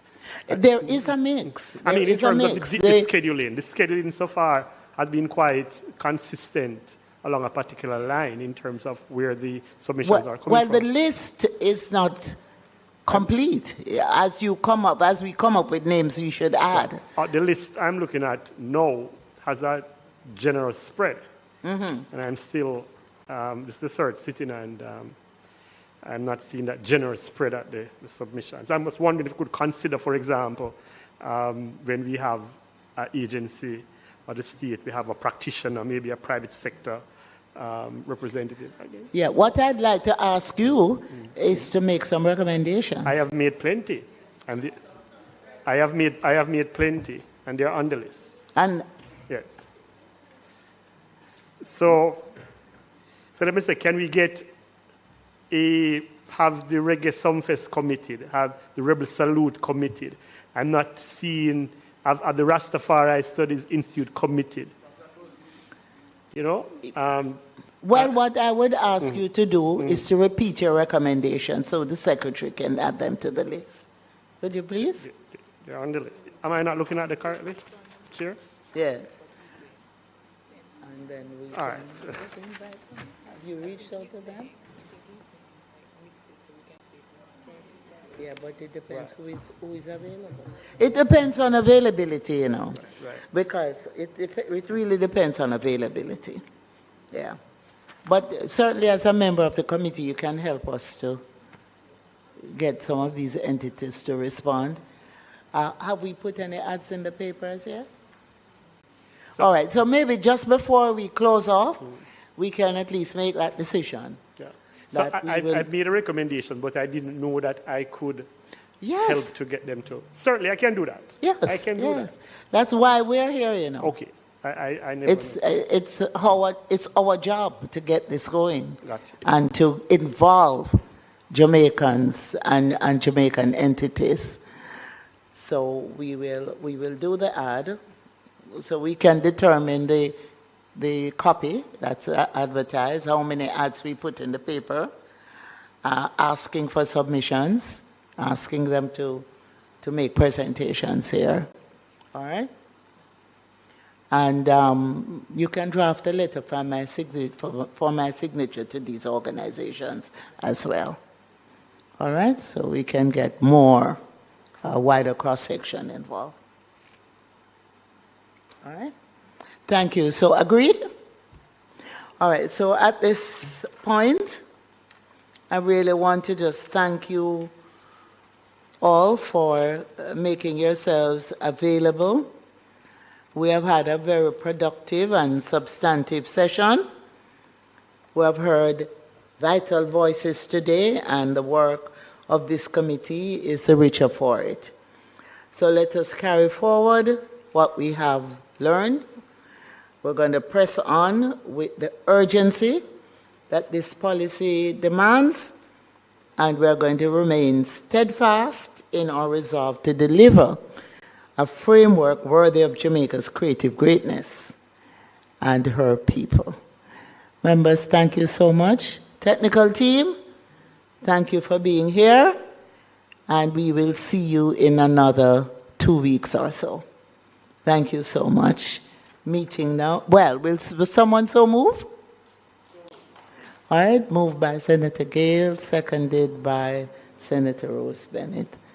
Meeting now stands adjourned, 5:01. Thank you.